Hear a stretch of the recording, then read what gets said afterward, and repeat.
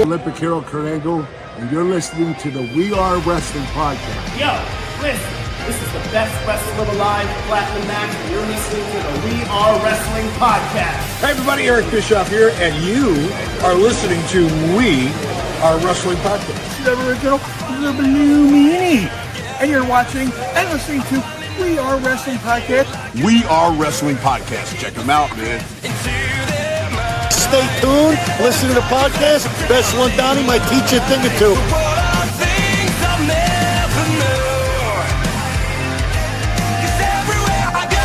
We Are Wrestling podcast.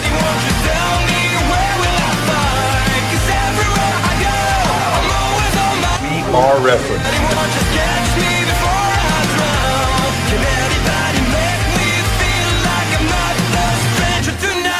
All right, Chris Jericho here, and we're going to listen to and watch We Are Wrestling. Hey guys, what's up? It's Mavis. And the facts are, I steal all my information from right here. We Are Wrestling. Everywhere I go, there's nowhere I belong. And anyone should tell me why. 'Cause everywhere I go, the grind is real.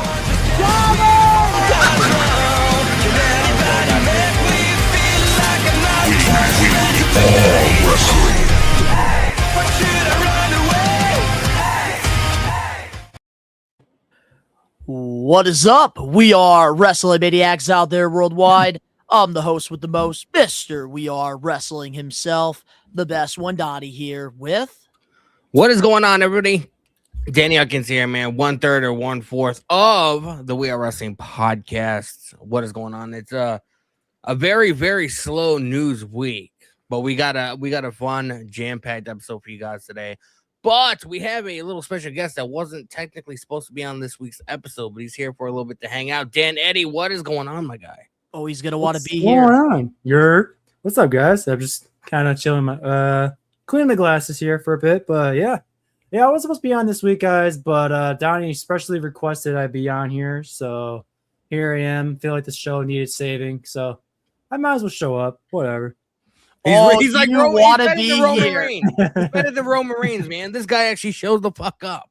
Yeah, right?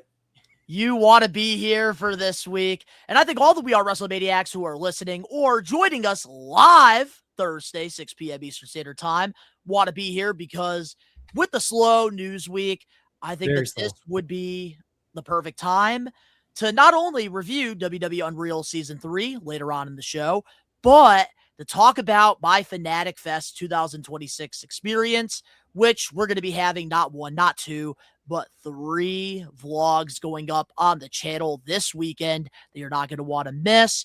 But I thought it would be fun to interact with the Maniacs, interact with the best ones, have a nice kickback episode, because you know what they say. Even when there's news, even when there's not news, the show must go on. So if you're not a We Are Wrestling Maniac yet already and you're listening to this episode wherever you get your podcast, leave us a 5-star review, not just any review, a best one review, and download this episode. Give us a follow. Hype the video up if you're over on YouTube. Dan Eddie, I've been starting to do that since There you go. If you're not a We Are Wrestling Maniac yet already over on the YouTube channel where you get the most premium pro wrestling content, you get the live episode of the We Are Wrestling podcast every Thursday, 6 p.m. Eastern Standard Time. You get reactions to the weekly shows. You get vlogs, which we're going to be having 3 Fanatic Fest ones. And, of course, live watch-alongs for all the WWE PLEs and AEW pay-per-views. And you're not a part of the thousands of subscribers. We recommend you guys to hit that subscribe button now, turn on the post notifications, videos and live streams be coming out of nowhere like an RKO. And of course, you already know the grind is real. Donnie, I gotta ask you, when you were at your other job, do you just like say this all in your head? It's just repetition and practice? Oh, every morning I wake up, I practice this. It's a daily ritual. Like every morning, I do appreciate you adding on every morning, like when you have to like do your push-ups, you have to do your sit-ups, like you do it every morning. Every morning I look at myself in the mirror after I brush my teeth and I say, the grind is real. He has grind is real. He has a giant sticker on his mirror that he looks at and he's just like, the grind is real. Like Rocky Balboa. My fiance rips the sticker, so I always have to put a new one up every night. But we got a lot of We Are WrestleManiacs hanging out with us here on a Thursday. We got Dakota. Hi, Donnie. The grind is real. Happy Thursday. Whoop, What's up, whoop, Dakota? from Michigan. Josh Toy Show. Got to catch up with him over the weekend at Fanatics. What's up, Josh? Up, Donnie? Danny. What's going on, bro? Eddie. And we got RJ. Looks like a new maniac here hanging out with us. We got Chevy Dude. We got Dakota. We got Josh. Chevy. We got Alex Johnson. He acknowledges me as his tribal chief. Yeah. Oh, and I know why he acknowledges me. And I think every week he's going to be acknowledging me for the rest of his life. But before we get into the Fanatics Fest shenanigans, we always got to start the show off with the power of the poll, where every week you can go over to the We Are Wrestling community tab on YouTube and you can cast your vote. And we asked you guys a nice ruthless aggression question this week, asking you out of these 4 big guys, who should have gotten a better push? Who deserved better? And here are the results for this week's Power of the Poll.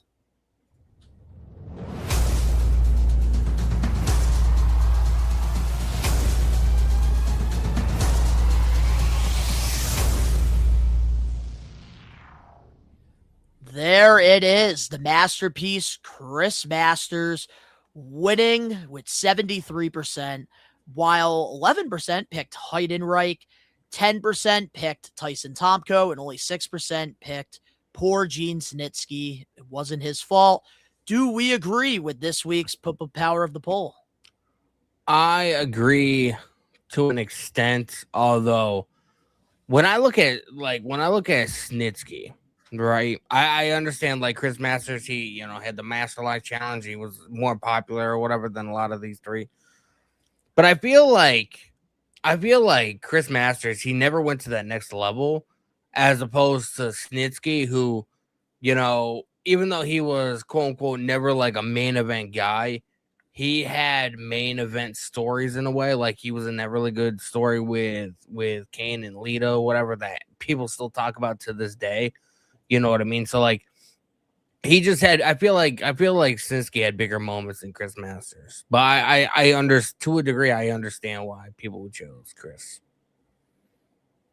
What do you think about this, Dan? I gotta be honest, Chris Masters is the only one I know on this list, so I can't really say much. You don't know Gene Snitsky, causing Lita to have a miscarriage and then kick the baby in the audience, and then it wasn't my fault. Those other names doesn't ring a bell. I might have started watching it just like after they left, maybe. I don't know. Could be the first episode or whenever I literally started watching wrestling back in the day. But yeah, Chris Masters is the one name I recognize. So well, the good thing is they have the WWE Vault channel, so you can go back and watch a lot of the ruthless aggression stuff. So yeah, I gotta start watching AEW now, guys. I started last night. Now that's gonna take up most of my time. Oh yeah, he was working out in our little group chat there. I had that's the thing that sucks. Like I had no time to I still haven't had the chance to go through the messages to like see how Dan Eddie was reacting to the show in real time, because I have been so busy over on the Toy Channel with San Diego Comic-Con news that I've been posting so much on my Best One Toys page on Instagram, all these reveals coming out, having to do a reaction to all of it. And then on top of that, producing, getting the podcast all prepared for this week. I'm definitely going to have to check back and see. So to long story short, I was like, oh yeah, it's Wednesday. So, and then I remember Danny Huckins, I think it was last week when it was just me and Danny on the podcast saying that I can just watch it on HBO Max. So I was like, okay, bet. I remember him saying that. So I turned it on and it works. So I was like, oh shit, I'm in. All right, cool. And I think I started like 10 or so minutes into the show. So I watched the Darby Allin and not Stevie Knight. Kevin Knight. Yeah. I watched that match and then I watched like the rest of the show. That was my first sitting, like the entire live show. And I was like, oh, dude, this guy's cool. Oh, yeah, they'll shoot. Oh, as I was messaging back and forth in the group chat, I'd be like, dude, you guys, you see that? I'm like, I think when I turned on the show, when I turned on the show, because I was busy yesterday, but when I first sat down and got home and turned on the show, It was the Tekla and Willow and Mick Foley segment, and then from that point on, I watched pretty much the entire show. Tekla, So wait, I is don't know. Redemption this weekend? Huh? Yeah, Sunday. AW Redemption. That's happening. Yes, it's on Sunday, and I will be live. I don't know if you're planning on going live. Is it called Revenge or Redemption? Redemption. Oh, okay. Yeah, it's Sunday. From the Bell Center, the building that Sami Zayn almost beat Roman Reigns in. Ironically enough. Oh, that's cool Yeah. that they're having it there. But getting back into my least power favorite, but yeah. question, I can understand why Dan Eddie, like out of the four guys, like he only recognizes Chris Masters, and I think the majority of the Maniacs who cast their vote, because these were some deep cuts, some of these guys that were options. Yeah. Chris Masters did have a second stint in the WWE, like after he came back in like 2009 for a little bit. So some more people. That wasn't a long run at all, though. Yeah, but he also had a little bit of a longer run than these guys that are below him. Yeah. Gene Snitsky, his run was most notably known, I believe, 2004 to 2006. But then, like, he went to ECW, had the bald look, did the whole yellow teeth thing. Heidenreich, his run was short-lived. The best thing about Heidenreich was the fucking he was part of the Road Warriors when they revamped him back in, I think it was him and Animal. Nah, I think his best stuff was the work he was doing with Undertaker. Well, no, but I'm saying like that's what he's most known for, is being like, when they revamped the Road Warriors with them. That's true. And then Tyson Tomko, he was just Christian's big guy. He was there for a couple years, but then he had a better run in Japan and TNA. Fucking underrated, bro. This dude, like, he had the look, he had the fucking charisma, like, which is why he was with Captain Charisma. But like Tyson Tomko, man, they should have done so much more. But if I were to pick out of these four, the one who deserved better, Chris Masters. Like, he screams everything Vince McMahon wants in a main event guy, in his world champion. Like, he did really remind me of like an old school Rick Rude in a sense. And I think but I feel like he was been a world champion. He had the look and he had the muscle mass, but I feel like he was sort of on the short side. He just never seemed like a really tall guy to me. Like 6'1", maybe. Oh my god! But on a good day. It doesn't matter how tall, short. He had the presentation of a world. Hey, check out Tyrus' comment. I think he's kind of accurate. Right here, I think the theme for these guys on getting a push is too green, too fast. That's probably because that's probably another reason why I never recognized them, because they just fizzled out right away. Bradley, what's going on, bro? They were green. Cesaro should be on this list. It was Ruthless Aggression based, but if we do like more of like a modern, Cesaro definitely would be a guy on the list for sure. We saw Cesaro and fucking Pac fucking take out Edge and Christian last night. And then we got We Are Wrestling member here in the live chat, Bradley. What's up, guys? What's going on? And Josh Toy Show, he says, I definitely agree. Chris Masters deserved better. That the Masterpiece gimmick was great back in the day. Then later in the 2000s, he turned into a jobber. I think he should have at least had a championship run. Not even Intercontinental, which is crazy to think about. But did Chris Masters have any kind of title? No, actually, I don't think he did. But Dan Eddie's going to look it up. He's a stats guy. Not even a tag team title with somebody. I know him and Carlito faced Kane and Big Show at WrestleMania 22, but they didn't win. And it was for the world tag titles. Masters. Yeah, I don't think he won a WWE belt. That's kind of that part is kind of crazy. That's criminal.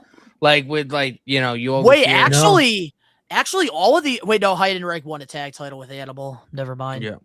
He was the QPW tag team champion with Carlito. QPW. Damn.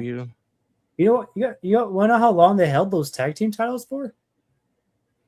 How? 1,204 days. Wow. With Carlito. That was in 2020, 2023. That's crazy. Yeah, there was a wellness policy thing with Chris Masters. But congratulations to Chris Masters on winning this week's Power of the Poll. Next week's is not up because we are waiting until SmackDown, because I do want to ask you guys what match you're looking forward to the most, even though I think we all know what the winner is going to be. But we're going to wait until SmackDown to kind of figure all that out. You talking about for SummerSlam? for SummerSlam. Yes, which We Are Wrestling, we will be doing a live watch along for. So if you are looking for somebody to watch SummerSlam with, we'll be live here on the We Are Wrestling YouTube channel. We got Destry in here. What's going on, man? Also, Wrestling Classic, speaking of Heidenreich, he'll be coming to Springfield, Mass on Saturday, October 24th, with a couple more wrestlers, Gail Kim and WWE ring announcer, the legendary Lillian Garcia.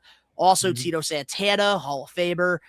So far, the names are looking good, and it's only going to get better. So if you have nothing going on, live in the Western Mass area, come over to the Zombie Hideout, come support Captain's Corner and Zombie with the Wrestling Classic. And if you don't believe that these are some of the best wrestling conventions, go check out those We Are Wrestling Classic vlogs.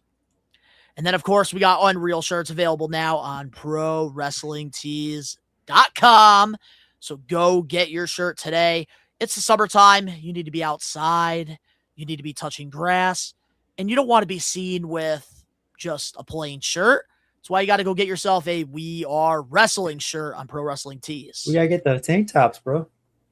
We do need to get some tank tops. Sun's out, guns out. Ooh, that's a good little quick question we could talk about real quick. I like this question by Eric. I really don't think SummerSlam needs 2 nights. It does. I'm firm on that. I think it does need 2 nights. Some PLEs don't, but SummerSlam, I think so. Because I feel like Royal Rumble. I feel like Royal Rumble needs 2 nights too, and no, that's the one I was thinking of. That the doesn't need it. the Royal Rumble. Yes, because they have 2 Royal Rumbles. Think if they have it 2 nights, they can have men's one night, the women's one night, but you'll be able to still add more to the card. Right now, with them having 2 Rumble matches in the same night, they are very limited on the amount of spots that they can have, like as far as like matches. But they are taking away from do you really trust WWE having 2-night PLEs for all of them now, considering they're booking the last like pretty much 2 years? No, I have zero faith in. I wouldn't. I don't even have enough faith in them to make me a grilled cheese sandwich the proper way. They probably charge you $20 per cheese slice. So, man. Did you guys hear the SummerSlam tickets are $25? Now, yeah, I know. If you guys want to go to SummerSlam, man, use that J Jets code and get your tickets for $25. That's sad. That's good. It's good for the fans, but sad for the business side of it. It's stupid because people on Twitter are just bashing WWE for that. I'm like, yeah, but guys, exactly, because like they were complaining about the tickets being so high in the first place. WWE can never win with the IWC. But here's what I think about it. If you're going to do 2 nights for SummerSlam, you're going to do 2 nights for WrestleMania, you have to do it for both Survivor Series and the Royal Rumble. I think it's only right. But I do think other PLEs need to stick to 1 night only. But I think if there's 2 that need to have 2 nights, I think it's WrestleMania and the Royal Rumble. I think it only makes sense. So should Money in the Bank be 2 nights then? I think Money in the Bank should go away altogether, and the Money in the Bank ladder matches should be put on WrestleMania. Yeah, but that's one of the PLEs like I actually look forward to, so I'm not going to say that, even though it should. Like, I do think the Money in the Bank pay-per-views, like, they usually have it at a good time, either Q2 or Q3 of the year, and I feel like that's, like, when things start to get interesting. So necessarily, I don't want them to take it away, but I do think 1 night's okay. I still haven't heard. Yeah, because the Money in the Bank matches, they don't take a long time. Yeah, unlike Rumble. The War Games matches, the Royal Rumble matches, like the Royal Rumble matches, each match is like an hour, a little over an hour long. So like, that's 2 hours of TV or 2 hours of show, and like they only have room for maybe like 3 or 4 other matches, maybe. And that's pushing it the way WWE, has things structured. Eric saying 6 crappy matches is better than 12. And I mean, I guess you can say I'm a little bit selfish with it because, like, if it's 2 nights, the more streaming we can do, the more audience growth we can see in the channels, the more interaction we can have, the longer content we can hang wise. out with I them. agree with what you're saying. Yeah, I agree with that part. All right. Well, with that being said, now let's get into Fanatic Fest 2026. And we're pretty much going to talk about my experience. And we do have a couple news topics that did happen at Fanatic Fest that we can kind of talk about, wrestling related. So, of course, we're going to be having 3 vlogs going up on the We Are Wrestling YouTube channel this weekend. You're not going to want to miss it. You're going to get some previews here on the live episode of the We Are Wrestling podcast, episode 218. I have been very quiet, not just like online, except for maybe my meet and greet pictures, but even in our group chat, I have been silent about all of it because I wanted to save it for the show. And that's what we're going to do here. And I want to start I showed a bunch of your photos that you posted on Instagram on my streams, the last couple of streams or whatever. So I told people to go to your IG and check them out. Yeah, man, Fanatic Fest is the real deal because over on my personal IG at Best1Donnie, I gained about, I want to say 50 to 100 followers just from my post from Fanatics over the weekend. But here we are, some of me and my buddies here that you guys will be seeing in the vlogs. You'll mostly be seeing Casual Cam and Jungle Boy Jordan. A couple We Are Wrestling Maniacs right there hanging out with us. Shout out to Deshaun and Jeremy. They were with me throughout a lot of my meet and greets because those lines can be long. So they came in clutch. Oh, I bet. But Dan Eddie, there's a reason I wanted you here. You've seen all the meet and greet photos on my Instagram, right? Yeah. Have you seen all of them? No, I guess not. There is one that nobody has seen. And I wanted you to be here for this to get your genuine reaction live here on the We Are Wrestling YouTube channel. So, ladies and gentlemen, I had to do this for Dan Eddie. I couldn't believe I actually did this. Wait, me? No, you did. I met Jade Cargill. Oh, damn. I met Bro, she Dan towers. Eddie's She towers favorite over here. Yeah, wrestler. she's tall. Yeah. Jade freaking Cargill. I want to get your reaction to this. I'm so fucking jealous. Sorry, handshake. I'm so fucking jealous right now, dude. Damn. It's okay. Did You can have her with her hairy ass armpits. They looked a lot. They're They not looked hairy, shaved though. to me. There's no hair whatsoever. What are we talking about?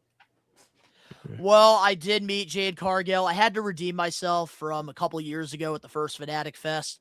Because in case you guys don't know the backstory, I had both an autograph and a photo op with Jade Cargill. And I was able to get my AEW figure signed by her at that event. Nice. But then I was in line for the photo op.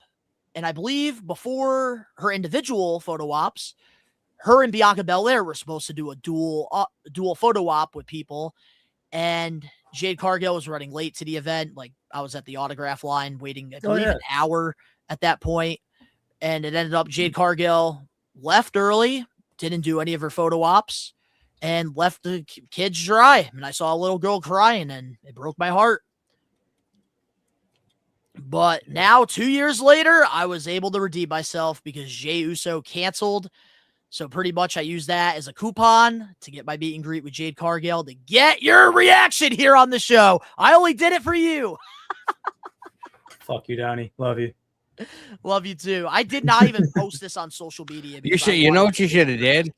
You should have grabbed like a piece of construction paper and wrote "Hi Dan Eddie" on it, and then had you and fucking Jade Cargill both hold it in the picture.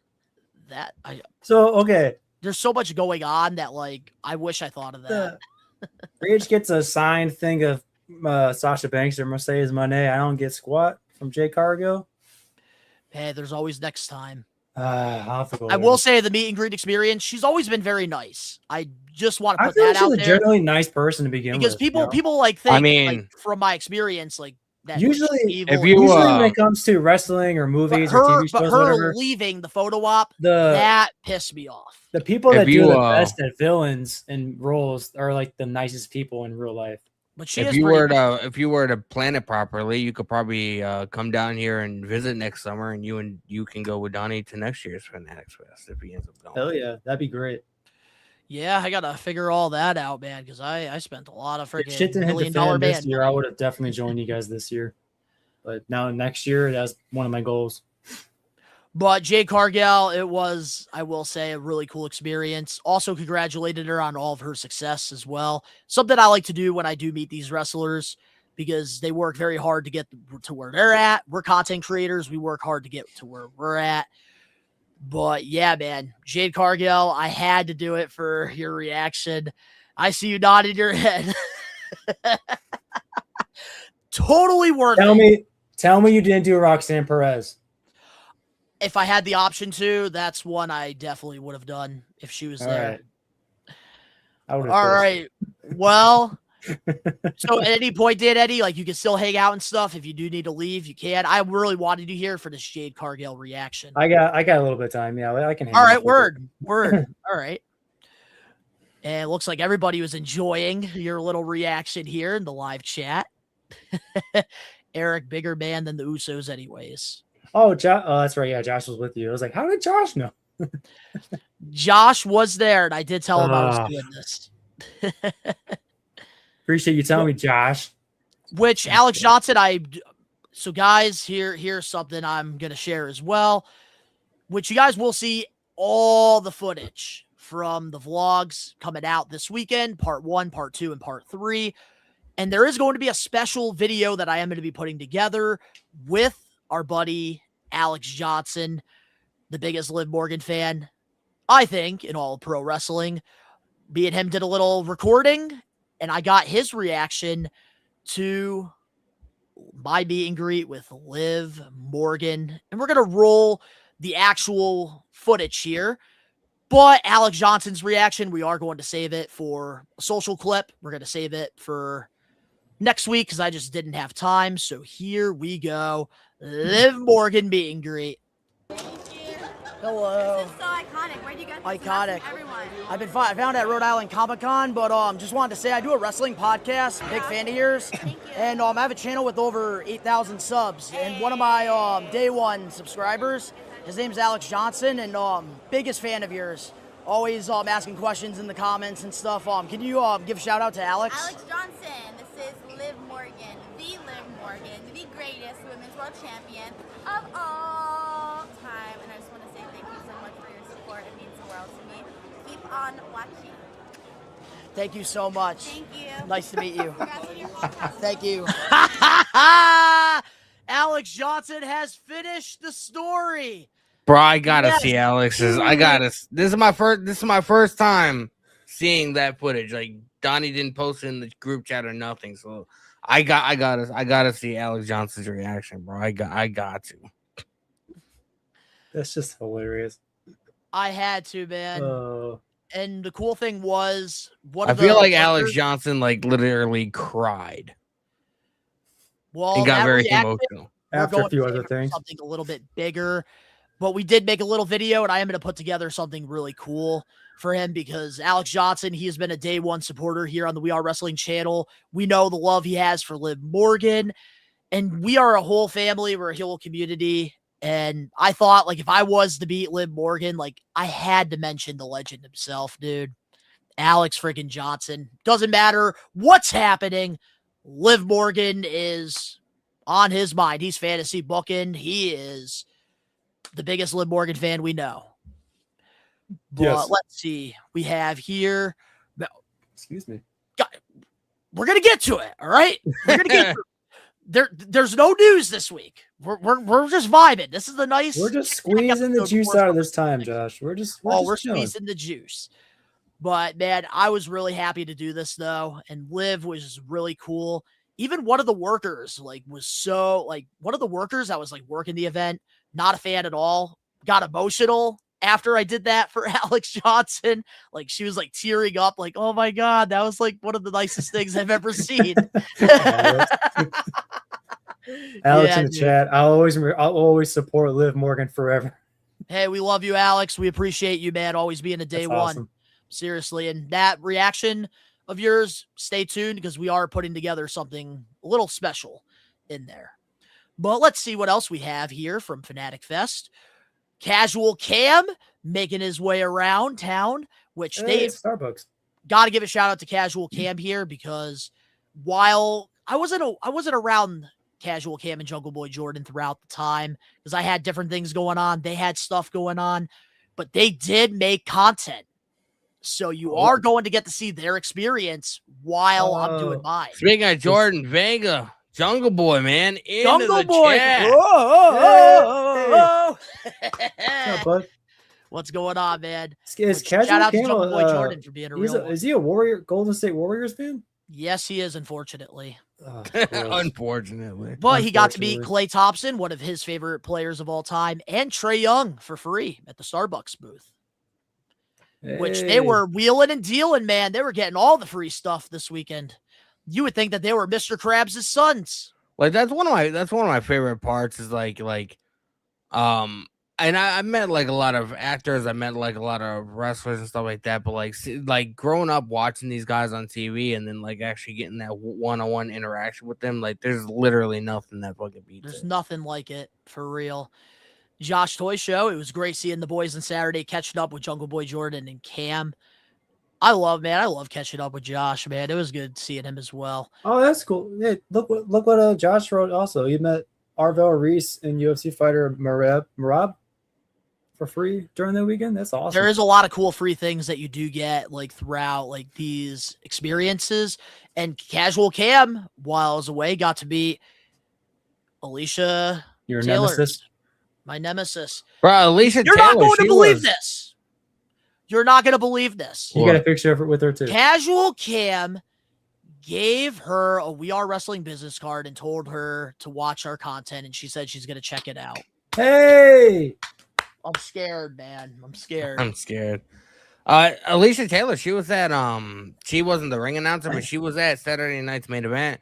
There's somebody posted on TikTok or whatever, sitting next to her and he went up to her and he was like, "Are you Alicia Taylor?" And he's like, "Yeah, I'm here to watch the show with my friends."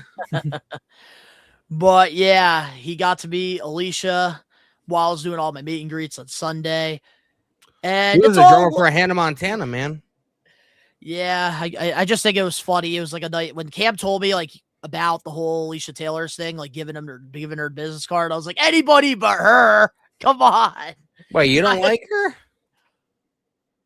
I think the We Are Wrestling producers could probably put together at least this is the first I'm hearing about it. maybe a 5-hour compilation of all the things I've said about Alicia Taylor's. Nothing personal, just not a fan of her ring announcing. I wasn't at first. Like I liked her on NXT or whatever, but it's grown on me. I've always liked her. It's been a while since we've had Samantha, ring announce or whatever. So like that's sort of gotten out of my mind now. Like Alicia Taylor, she's grown on me. I mean, I refuse to give up I've on always liked Alicia Taylor. Like, I still think I didn't have anything bad about her, but I still think the best. She's still growing on me. I still think the best ring announcer is Justin Roberts in AEW. I will say though, like Alicia Lillian Taylor, Garcia. she is very nice. Like, Lillian she has Garcia over sweetheart. Justin Roberts, bruh? Are you on drugs? Wait, who are we debating between? He's saying that that Lillian Garcia is a better ring announcer than Justin Roberts from AEW. That's a neck and neck one though, because like Justin they both Roberts are is really just like good. Bruce Buffer from UFC, bro. He But just dude, got nah, that- I gotta go with my boy Justin. I have to. But Lillian is still one of the best. to ever Oh, do it. Lillian, bro. She's my child. That's why I said I gotta meet her at the Classic. Tyrus, I can't wait to see Alicia's We Are Wrestling announcement in the intro. That would be a cool thing to do. Bro, Just that would to be piss me dope. off. Oh man, That'd be hilarious. that would be. But Casual Cam got to beat her. Howard Finkel's one of the goats. Speaking of He's my wrestlers, favorite. announcers, and the intros, whatever, since I thought about it and it's brought up, we should really get Maven to come on the show one day and just That would be a cool. pick that would his be a brain. Cool guess. I'm actually friends with his with the guy that talked him into like that does all his filming and stuff like that. So like he also runs another channel called Tap Out Corner that I've done reaction videos for. I could probably hit him up and be send him our link and be like, yo, like we would like to be able to get Maven on the show at some point. That is one that I think realistically is a huge possibility. Like I wouldn't close that door. He seems like a really cool guy. Oh, that's gigantic. Bro, that picture is fucking dope with the Roman Reigns thing in the background. Yeah, that was Oh shit, right. I didn't see that. So Roman Reigns came out, and right after with this, pretty much like fans, like it's like a free entrance thing that you can come out to. Yeah. You get to pick like who you want to come out to. But for like, I would show my entrance, but you're gonna have to wait for the vlog, and it will be in the day one because I do have to kind of tweak it a little bit so we don't get copy written. So I am gonna Yeah, at least tell us who it was. I will. One that nobody did, and I came out to glorious Bobby Roode. That's a great Yeah, song. I was gonna, Big pop. Let's just say I was a heel though, and I did you something. get the robe and everything. No, but I did something where I should have high-fived a fan, but I moved my hand back. You'll see it in the video if you tune into the vlog. This guy's a heel, man. What you I guys pulled the Don fucking, Styles. you guys root for this fucking guy? I was a real heel. Hey, get there. all this guy. But then, of course, I did some meet and greets on Friday. Got to meet badass Braun Breaker, somebody who I'm very high on. I had to also get this picture done just to piss Rage off a little bit. And soon, I think he's going to rage when I have Braun Breaker hit him with a freaking spear. Do it. But then we do have Io Sky. She was really cool. Always so nice. She like was hugging everybody like after like the photos and stuff. Really cool meet and greet experience there.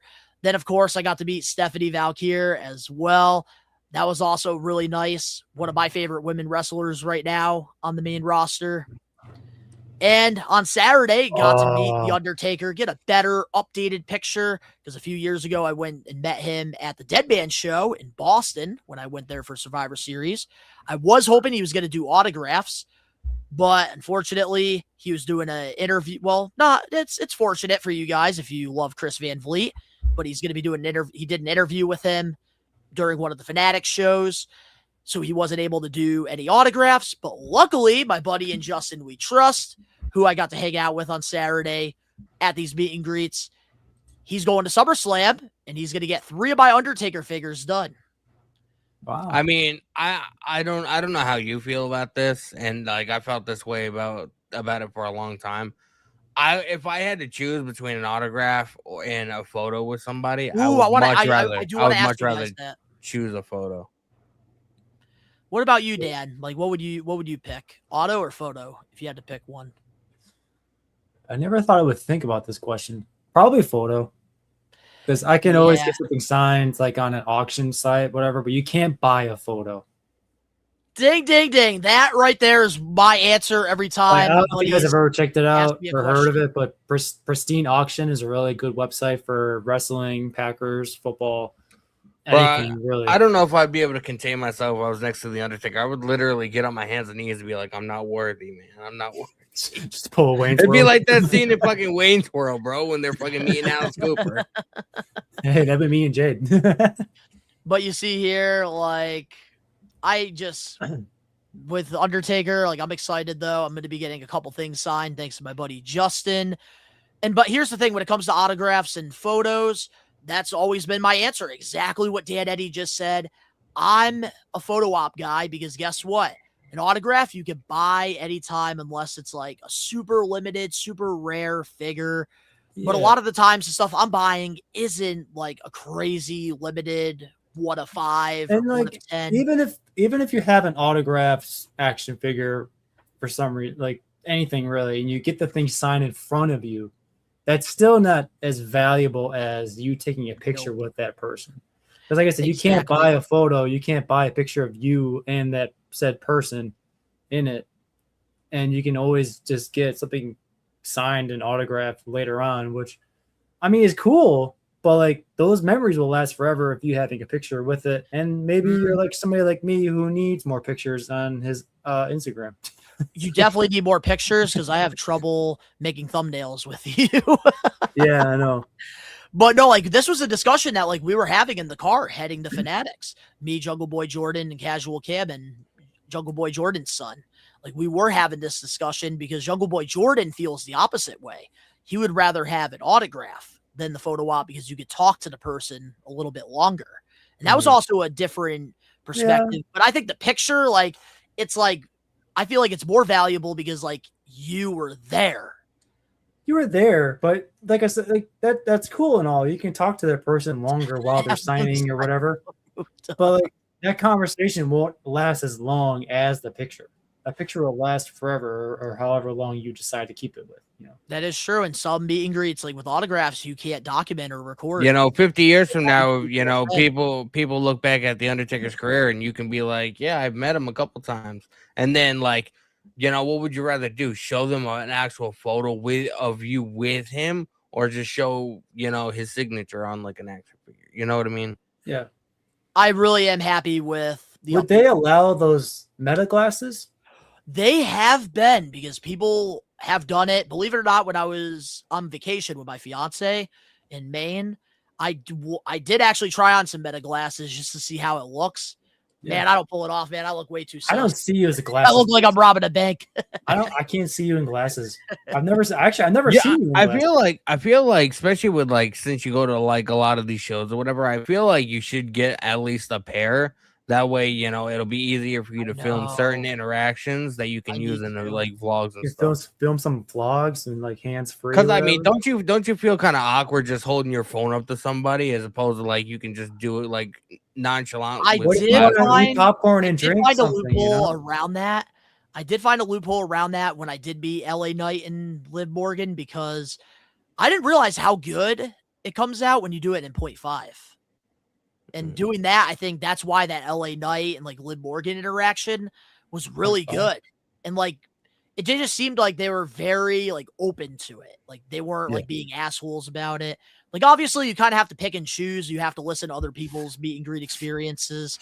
Yeah. But yeah, like I do agree, like having like the glasses is good, but at the same time, like, I don't know what it is. I just feel, especially when you're like juggling like all your stuff, you're getting autographed and you don't, Wavy boy, man.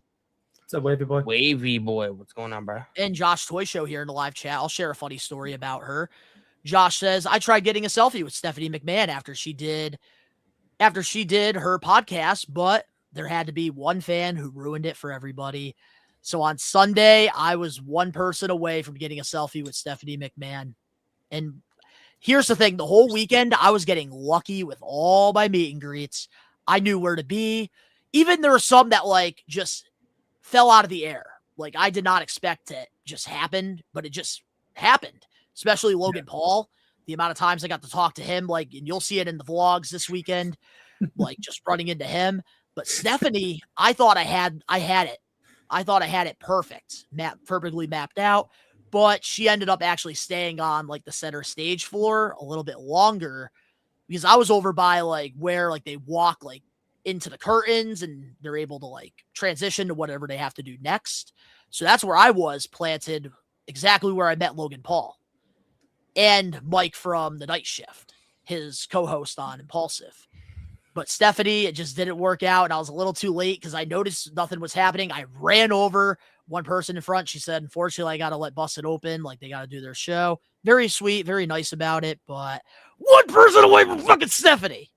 And then my buddy freaking comes up to me with his figure, and he's like, look what I got signed. And he was all the way in the back because, like, at times, like, I was like going up to him and talking to him. I saw a video of Stephanie McMahon hugging some Triple H cosplayer guy. I do know the guy. I do see him at a lot of the conventions that I go to. I think Triple H pointed him out during a show too. If we're talking about the same guy. Yeah, I think at the SummerSlam kickoff. Made a funny hair joke to him. I'm growing my hair out. Maybe I can. You and John Cena can go to the same place. Was it a guy with the Money in the Bank briefcase? I don't think so. I met her. I tried meeting her on Sunday. But let's see who else we got. Jungle Boy Jordan with Lawrence Taylor. Hair, bro. The hair. That's exactly what Lawrence Taylor told him. He was like, yo, you got the best fucking hair in this place. Dude, Lawrence Taylor would be fucking awesome to meet, dude.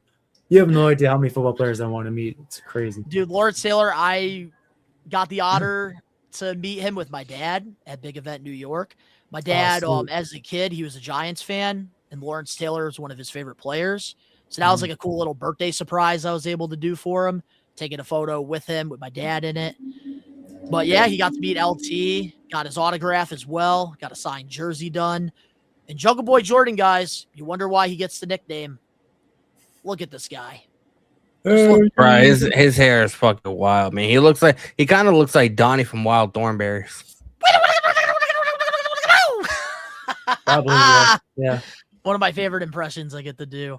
But Jungle Boy Jordan, he had the time of his life. This was his first Fanatic Fest, his son's first, and you're going to get to see them a lot in all the content that's coming out on the channel. So stay tuned for that. And then, of course, I got to be Alex Johnson's favorite wrestler. I got to be Liv Morgan, Trouble, which this was a great meet and greet experience. Even got to talk to her for a little bit in the photo op. Even asked me what my name was. I was honored. And it was funny because, like, the person that was, like, doing the photos, they don't fuck around. Yeah. They're like, Eric. Yeah. Sorry. So I was like, trying to think of the name of the football people player. that are taking the photo ops are like, next. So they were trying to do that, right? But Liv just kept talking to me. Just asking me, like, what's my name? Like, thanking me for coming. And she was really cool. That's awesome. I was trying to think of the football player that had Jungle Boy Jordan's hair. Oh, we're gonna get there, Wavy. Don't worry. You can always tell the people apart that like the people that have to be there, and then the people that genuinely like enjoy doing stuff like this. Oh yeah, you know what I mean. Real quick before we go into the next person, if anybody here in the live chat or anybody that's watching this did go to Fanatic Fest, if you were doing photo ops, there's this one freaking lady. I don't know her name. I don't know. Was the woman doing the fucking Nazi salute at Saturday Night's Main Event? It probably was her because that ass, bro. Like, I'm in like a different booth, and then all I hear is somebody just yelling "next" like on the top of their lungs every fucking 3 seconds. And some of those meet and greets, I feel like that I got audio wise, which I haven't looked back at yet, is ruined because all you're gonna hear is "next." It's like it was that probably MTV her. show back in the day. Awful. Trying to ruin the content for the Maniacs. Bullshit. How dare they? But then we get into my highlight of the weekend. This, I can't believe this actually happened, which we are going to play the video here. So let me remove this. Here is the exclusive video, never been seen yet. You guys are going to be the first ones. Here we go.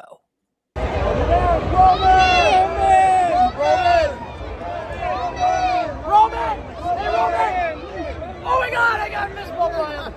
Let's go. I met him. So I was lucky enough to get a fist pump by Roman Reigns. It happened, which I'm glad like I had those cat reflexes because I knew he wasn't going to do the selfie at that point. So I'm just like, hey, Roman. And I was able to get my fist in there. And yep, he gave me a fist pump and looked right in my direction, which if you guys do know, like when it comes to my wrestling figures and stuff, I talk about it on the Best One Donnie channel a lot. I have a rule. You see my autographs all right here. You guys get to see it every week here on the show. But I have a whole studio filled with a bunch of wrestling memorabilias that are signed, autographed, lots of figures. And my rule is, because you always got to have rules or else you're going to get out of control. I have to meet the person in order to buy their figure autographed or signed. Or I have to get it signed. And now with Roman Reigns giving me the fist pump, that counts. That counts, right? That's an interaction. And like people do not honestly like. I don't think people really grasp like how rare of an interaction this is because Roman never does meet and greets at all. So unless like you're one of the very, very lucky that get to see him as he's entering or leaving the arena for like a show, like it very rarely happens. So that is like a moment that you're gonna cherish. Like even though it was a very short interaction, it wasn't a legitimate like meet and greet. He wasn't like, "Hey, what's going on?" You know. Oh wait, this is the wrong one. Like a very, very, very cool thing to. Surprised you don't have that name in like a glass case, Donnie. So remember WWE like during commercials back on like Monday Night Raw, they would do the "Did you know?" Did you know since fist bumping Roman Reigns, I have not washed this fist? I mean, No, I'm kidding. I'm not one of those crazy fucking people. You But should Roman fucking. Reigns, I'm so happy. You seem like that in the video. You're like, oh my god, oh my god. oh my god. I mean, honestly, I would do the same thing. So This was so cool because, like, for me, Saturday was like the non-busy day for me. Like, I only had 2 photo ops, really. It was Undertaker and Floyd Mayweather. I was able to squeeze in Liv because she was on Sunday, but I was able to get her on Saturday instead to save me, like, that stress on Sunday. So I just had nothing going on. And then next thing you know, I see Roman Reigns doing, I believe it was soccer for Fanatic games. And that's when I made the decision because I remembered a routine Logan Paul did.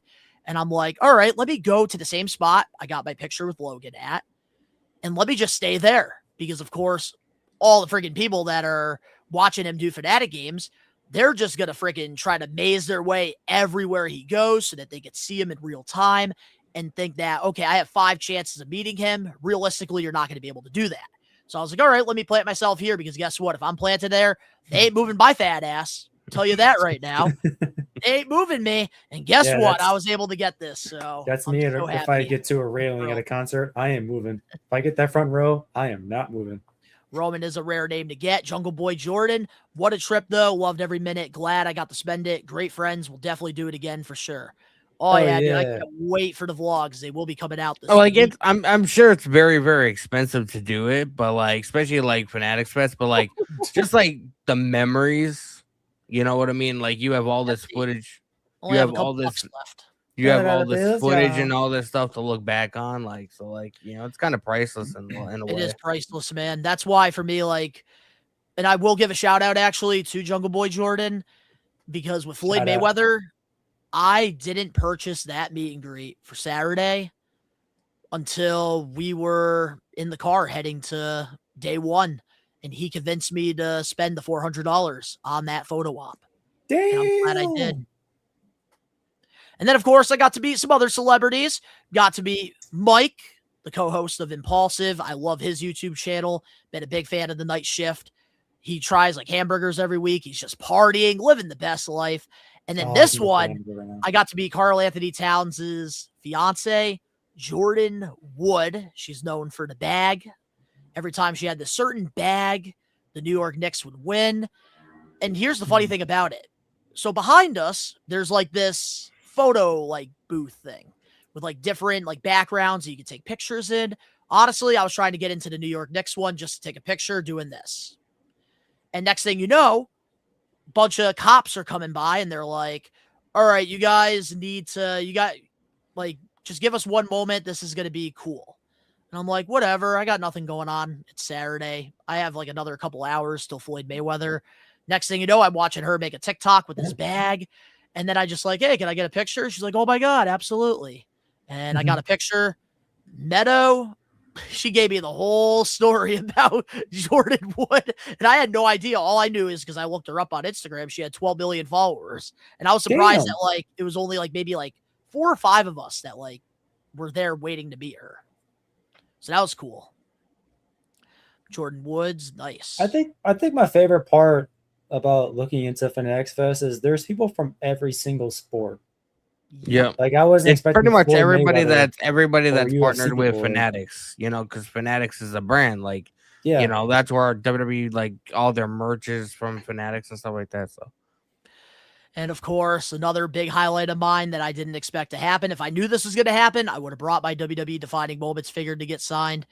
I met the Maverick himself, Logan. Was his brother there too?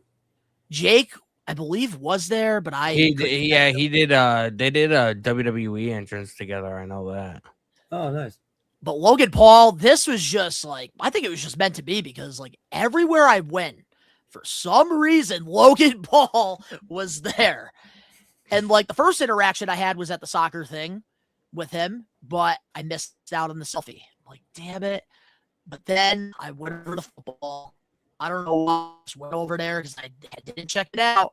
And the next thing you know, Logan showing up doing the football kick. And I'm like, okay. Is that me or Donnie's? And then I was able to selfie with him. And there he is with the black shirt. got to talk to him, which you guys will see that footage in, I believe, day 1 and day 2 as Is well. that my feed or Donnie's feed? That's Donnie. Wait, what's Okay. happening? Your shit's feed like was- fucking. Yeah. Laggy. I had a feeling it was my connection at first. Am I good now or? Yeah, it's Yeah. just a tad blurry. That's it. Oh shit! All right, my bad. But yeah, well, Logan Paul, I got to meet him a couple times. He was really cool throughout the weekend. Even remembered me during the second interaction, which I thought was kind of cool. But I do highly recommend if you do get the opportunity to meet Logan, do it. And then, of course, Floyd, Buddy Mayweather. I do have a nice little story to share about Floyd. So, me and my buddy and Justin, we trust. Shout out to Justin. Me and him were in line. We were like the first two for our photo op. And man, let me tell you, there was like 50 Muddy Team people just running around. And there was like a bunch of soldiers. And I'm like, oh God, this is going to be one of those like high meet and greets where it's like, you're not allowed to dab him up. You're not allowed to touch him, say anything. You get your photo next. That's what I thought going into it. But then I walk in and he goes, my guy. And I dab him up. He hugs me. And I'm just like, let's freaking go. Buddy Team, baby. And then like he was kind of shooting the shit with me and Justin for a few seconds there. That's what's up, man. That's very cool. I like his Yeah, jacket. Floyd was definitely one that I thought was going to be like, all right, you get your photo next. That was not the case. So I was kind of happy afterwards. I was like, all right, this wasn't a waste of $400. That's kind of my fear going into it too, because what if that's the case? I get with one of my favorite wrestlers or favorite people too. Like, okay, next. Like that would just be.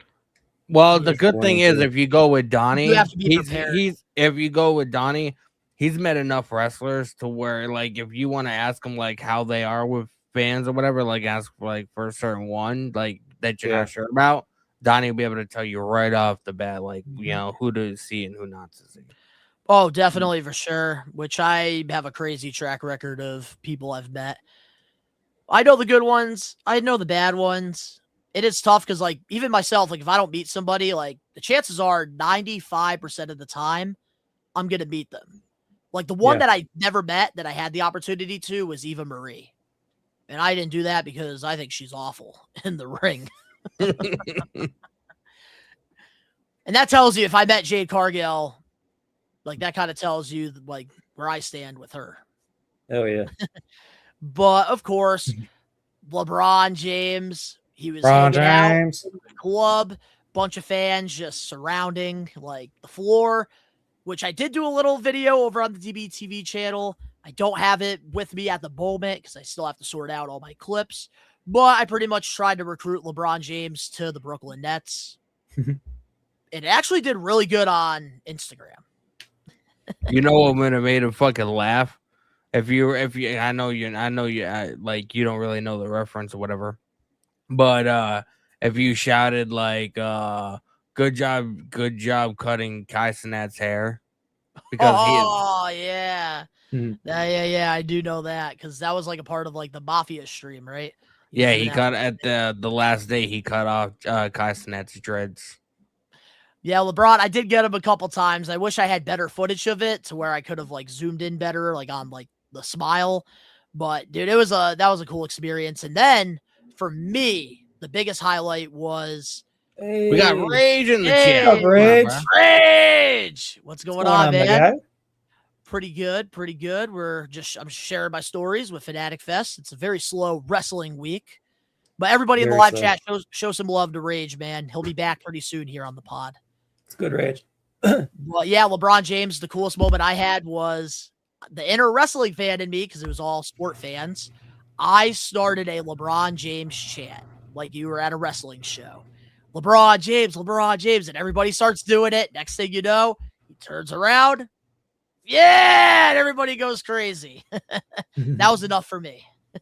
What was he there for? Was he having a meet and greet or just hanging out? I want to say he was hanging out, but I know he had a couple podcasts. I think he was doing a couple live shows. Busy. I'm surprised he was there. He's busy trying to decide what team he's going to play for. Yeah, I thought he was going to make the announcement over the weekend, but he's still dragging it on. But then, of course, we did get some extra footage from Jungle Boy Jordan and Casual Cam. They didn't get to meet them, but they were very close to both Kevin Hart and DJ Khaled. I was to say, is that DJ? That is Khaled? Yeah. awesome. Cool. I would've Which loved I to meet was Kevin probably Hart. out Bro, doing Kevin something Hart else. has a new movie coming out on the 27th, which I think is Friday. I can't wait. I can't wait. I love The Kevin Hart. 27th? That's Monday. Yeah, he has a new movie coming out. It's called like 72 Hours or whatever. He gets randomly invited to Las Vegas by some dudes that he doesn't know, and he just fucking, it's like one of those party fucking comedy movies on Netflix. Oh, that's sick. Hell yeah. But I was very jealous when I got these photos, like when I was doing my photo ops with other people and they sent me this. I was like, damn, you guys were like that close to Kevin Hart. That's crazy. And then, of course, at 2 separate times, me and Cam were able to get 5 booms from one of the Costco guys there. Which, yeah, that was a cool little Casual thing. Cam looks so happy right there. Yeah. He's right in his element. I was happy to meet him, and it was so funny because like he was just like taking pictures with like everybody. He was just like, boom. Next person comes up, boom, and then there's 2 people, boom, boom, and I'm just like, man, he's kind of like he's killing it low key. Like he's rapid firing through these. Big boom, AJ baby, and then of course during Fanatic games when after Roman Reigns came out, I was able to get a selfie with Kathy Kelly. She was very sweet. Very nice. Taking pictures with everybody. That was cool. And then, of course, I got to meet a couple other celebrities outside of the wrestling world. Got to meet the gym guys and this content creator that's like viral for football stuff. Just saw him walking with a bunch of security. I'm going to be honest here. And I was like, he's probably a big fucking deal. So then, like, a couple people were yelling, but then I was like, yo, man, can I get a selfie? And then he looks up. And then I had to do my research, and now I've been like watching a lot of his shorts. What's his name? I can't remember. Well, Wow. Putting me on the spot like that. my bad. But for Sunday, I did meet a lot of wrestlers during Sunday. It was probably my most busiest day. Got to meet LA Knight. Yeah. Which did post a clip over on the We Are Wrestling social medias, but here it is, the full interaction.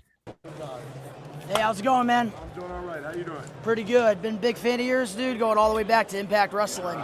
So why did you end up getting rid of the dummy? Yeah.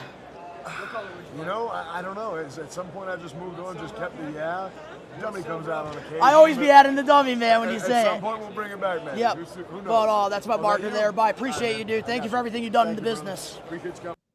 Yeah, that man tried stealing my marker. But LA Knight was really cool. I've been following him, man. Like I said, Impact Wrestling. So like getting to meet him finally, that was a huge like checklist off my bucket list. Eric in the chat says he's actually jealous of you meeting LA Knight. I was telling Donnie that too. I think either in the group chat or so, but yeah, I was jealous of the LA Knight one too. And then of course, got to meet Oba Thebe himself. Opa. You had to, bro. Like, I had this dude's gonna He be fucking like towers you, dude. I will say it's weird seeing the dude in jeans. I'll tell you that. How tall are you again, Donnie? Oh, I'm only 5'6". Oh, I thought you were like 5'10", 11. I freaking wish. I'm a cruiserweight, but built as a super heavyweight. But Oba Thebe, man, he was great. Did you say anything to him? Yeah, I went up to him, man. I was just like, dude, I freaking love what you're doing, man. Like, keep it up. Like, you're killing it. And then just in his Nigerian accent, he's just like, thank you, man. Thank you very much. Yeah, so Oba Thebe, that was one that I wanted to beat now because I feel like next year's Fanatics, he's going to be somebody that has triple the line. He's going to be somebody that I think eventually is going to become like a blockbuster name. Oh, yeah. Like a Roman Reigns, which is why I'm like, Especially, all right. especially once this feud with Brock Lesnar's over. Oh, yeah. I have to do it now because guess what? Later, I'm probably not going to have this opportunity. Mm-hmm. And then, of course, I finally got to check off Seth freaking Rollins off the list here. He was also pretty cool as well. But I'm not the biggest Seth Rollins guy, so like I really didn't have anything to say. How was he? Was he really talkative? Like, were you guys standing there for a bit, or just take a Not picture? really. It was just like a picture next, but he was very nice. Like, still like thanked me for coming out and Yeah. stuff. But he was there to do a job. And I think there's more people that were bigger Rollins fans than me. So like, of course, like you're gonna have those certain fans that are like, my John Cena. Some people, it might be Seth Rollins as their guy. Like I've seen people meet wrestlers and they bawl their eyes out in tears. Saw it with his wife, Becky Lynch, with a few girls when I was in line last year for Fanatics Fest. Oh, she was there too? She was this year, Nice. but last year I met her and I saw a couple girls in front of me. They got emotional. They cried. Becky like spent like a minute with them. So like it happens. But Seth Rollins, he was pretty cool. Very happy to get that off my bucket list. And then of course, Jimmy Uso. Jimmy. Which, man, this is the one. Like I was so burnt. Like this was the end of the day on a Sunday. I I can kind of tell in your face. Dude, I was so just done. I wanted to get out. I wanted to go home. But with Jimmy, like I had to wait. But I will say, I wish I had it on video. We had the cleanest dab in the world. Like it was like one of those, like if you put like your hands together and you get that perfect clap. Like that's how it was. Was Naomi there too? She wasn't, no. She pregnant, bruh. She about to pop any day now. I thought she had the baby already. Did you do the strike? I did do it during the SummerSlam Access, the little preview show that they did there. I did do the Oba dance. My experience, it was great. Wavy. I feel like no matter what convention you go to, like once it hits the last day, just because like you've been doing stuff for like days or whatever, like once that last day hits, it's just like, all right, man, I'm over this. And then you think back at it and you're like, what a fucking awesome experience it was. It was really awesome. And I still haven't got to unpack my studio yet, going through all my stuff. But here's a couple We Are Wrestling Maniacs, some best ones. I wanted to pretty much shout out a couple of the OGs that are always here. Josh Toy Show, always great catching up with you. I really did want to take that Knicks hat and throw it across the building, but I was being nice to you. And shout out to my boy Fig Dom. He always comes in clutch as well. One of my #1 fans over on my toy channel. He's also another figure content creator, as well as Josh. And of course, I got to meet so many people, taking pictures with a lot of the fans, having a good time. It's always my highlight when I go to these shows. But I will say, man, Fanatics, this year was probably the best year I've ever had at this convention. And I think overall, like they're just, the more time goes by, the more organized, the more better these shows are really getting. The only thing that I have to critique, if Fanatics is watching this, which highly doubt, but I think this is probably the #1 fatigue for people that were there. And that is on Saturday with the big celebrities being there, the LeBron James, the Tom Brady's, the Justin Bieber's, there were no exits. Like, let me tell you guys, there was only one exit, one entrance for everybody to go into this big ass building. And I'm sitting there trying to go through all the sections, trying to find my way out. Oh, it's blocked off. And like, I've literally felt like a little mouse, like trying to like find the hole, and it just wasn't happening. That's probably what if there's like a fire or something? That's what I was saying to some of the people like that I was shooting the shit with. Like, dude, it would have been, I thought that was a fire hazard. I was like, how is like the state of New York getting away with like not having more exits than just one? Because that is a huge fire hazard. Josh Toysio said that he saw Justin Bieber walking around. I didn't get to. That made me sad. I did not get to. And here we go. Let's get back into the swing of things. Yeah. All right. Yeah. Aw. You're bottom bitch now, bruh. Yeah, for now. Oh, well. Oh, dude, it was a fire hazard, man. It was awful. But it was still overall such a great time. I couldn't believe the amount of free meet and greets I got, despite like having like a lot of paid stuff. And then, of course, I did a lot more additional content. Did some toy hunts while I was out there. went to American Dream Mall as well out in Jersey. So I got to see cause I was there for WrestleCon for SummerSlam. I want to say it was not last year, but the year prior. And dude, it was like, I didn't get to really explore the Nickelodeon universe, but I actually got to this time around, which I did get a lot of cool footage of that. Nice. But stay tuned for those vlogs, man. I'm going to try to get those out. Hopefully we get part 1 tomorrow. If not, definitely on Saturday. So stay tuned. Oh, yeah. But with that being said now, I think it's time that we do get into our 1 weekly TV recap. So here we go.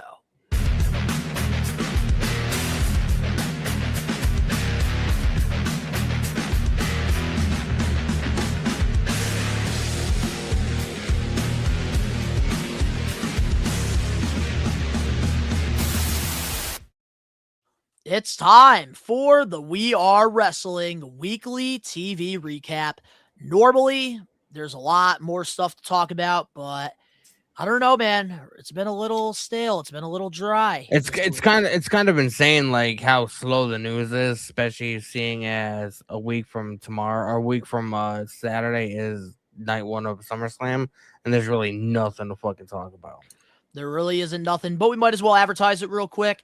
Yeah. Next Thursday on the We Are Wrestling podcast, the SummerSlam predictions are going down. The We Are Wrestling World Predictions Championship will be on the line.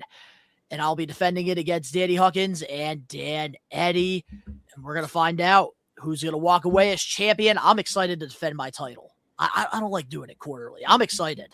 I'm ready to go. But our only TV recap that we're going to talk about and review is we got a TNA star, former world champion debut on NXT to end the show. Mike Santana is officially a part of the NXT Black and Silver brand. What's your thoughts on this? I think, first of all, Mike Santana's goated. Like if you're not a fan of Mike Santana, the problem is with you and not him. You know, his final match with Nick Nemeth was, you know, a barn burner, and that's exactly like how a championship match and a main event of a pay-per-view should be. I think they work really well together. Mike Santana is just one of those guys that he can pretty much work with anybody. And, like, I understand why they chose to put him, or maybe why he chose to go to NXT instead of WWE, because, like, WWE is a whole nother beast compared to what TNA is. You know what I mean? As far as reach, as far as like the production value, as far as like the amount of fans every single week or whatever. So like you have to sort of like get yourself in the right mindsets and really like, you know, learn the way, because there's a certain way that WWE does a lot of their programming that nobody else does, you know, because they've had, you know, 50, 60 years or whatever of like, you know, being like, look, we do it this way, you know. There's other places like AEW and TNA that look similar, but there's just stuff that WWE does that nobody else does. So, like, you have to, coming from another company, you have to really, like, learn, you know, the way that they do a lot of their production. So I understand why he wanted to go to TNA or go to NXT. My main thing is, here's one thing that I gotta say. They did not mention his name. They mentioned former TNA world champion. And you heard Santana like at the beginning of his intro music, but they did not mention his name. And that only happens when his name might not be Mike Santana. And if they change his fucking name, I'm gonna be mad. They did that with a few other people that came from. They did it with Ricky Saints. They did it with Ricky fucking Saints, Mariah May. Nikki Blackheart. No. Please tell me you're lying. Ramaku or whoever. Watch back the footage, bro. They did not mention Mike Santana on commentary once. Don't fix something that's not broken. Fuck. My thoughts exactly, man. Keep the name Mike Santana. It's simple. It works. And it's already got name value. It's got star potential. Same thing I said the same thing about Mariah May when she came over from AEW. It's like, bro, like everybody knows Mariah May. She had that great story with Tony Storm or whatever. Like, she's a household name. Why do you want to go changing her name? Then her star power essentially goes away. You can't be doing this. Like, I understand. I gotta be changing honest. I somebody's- like Blake Monroe better.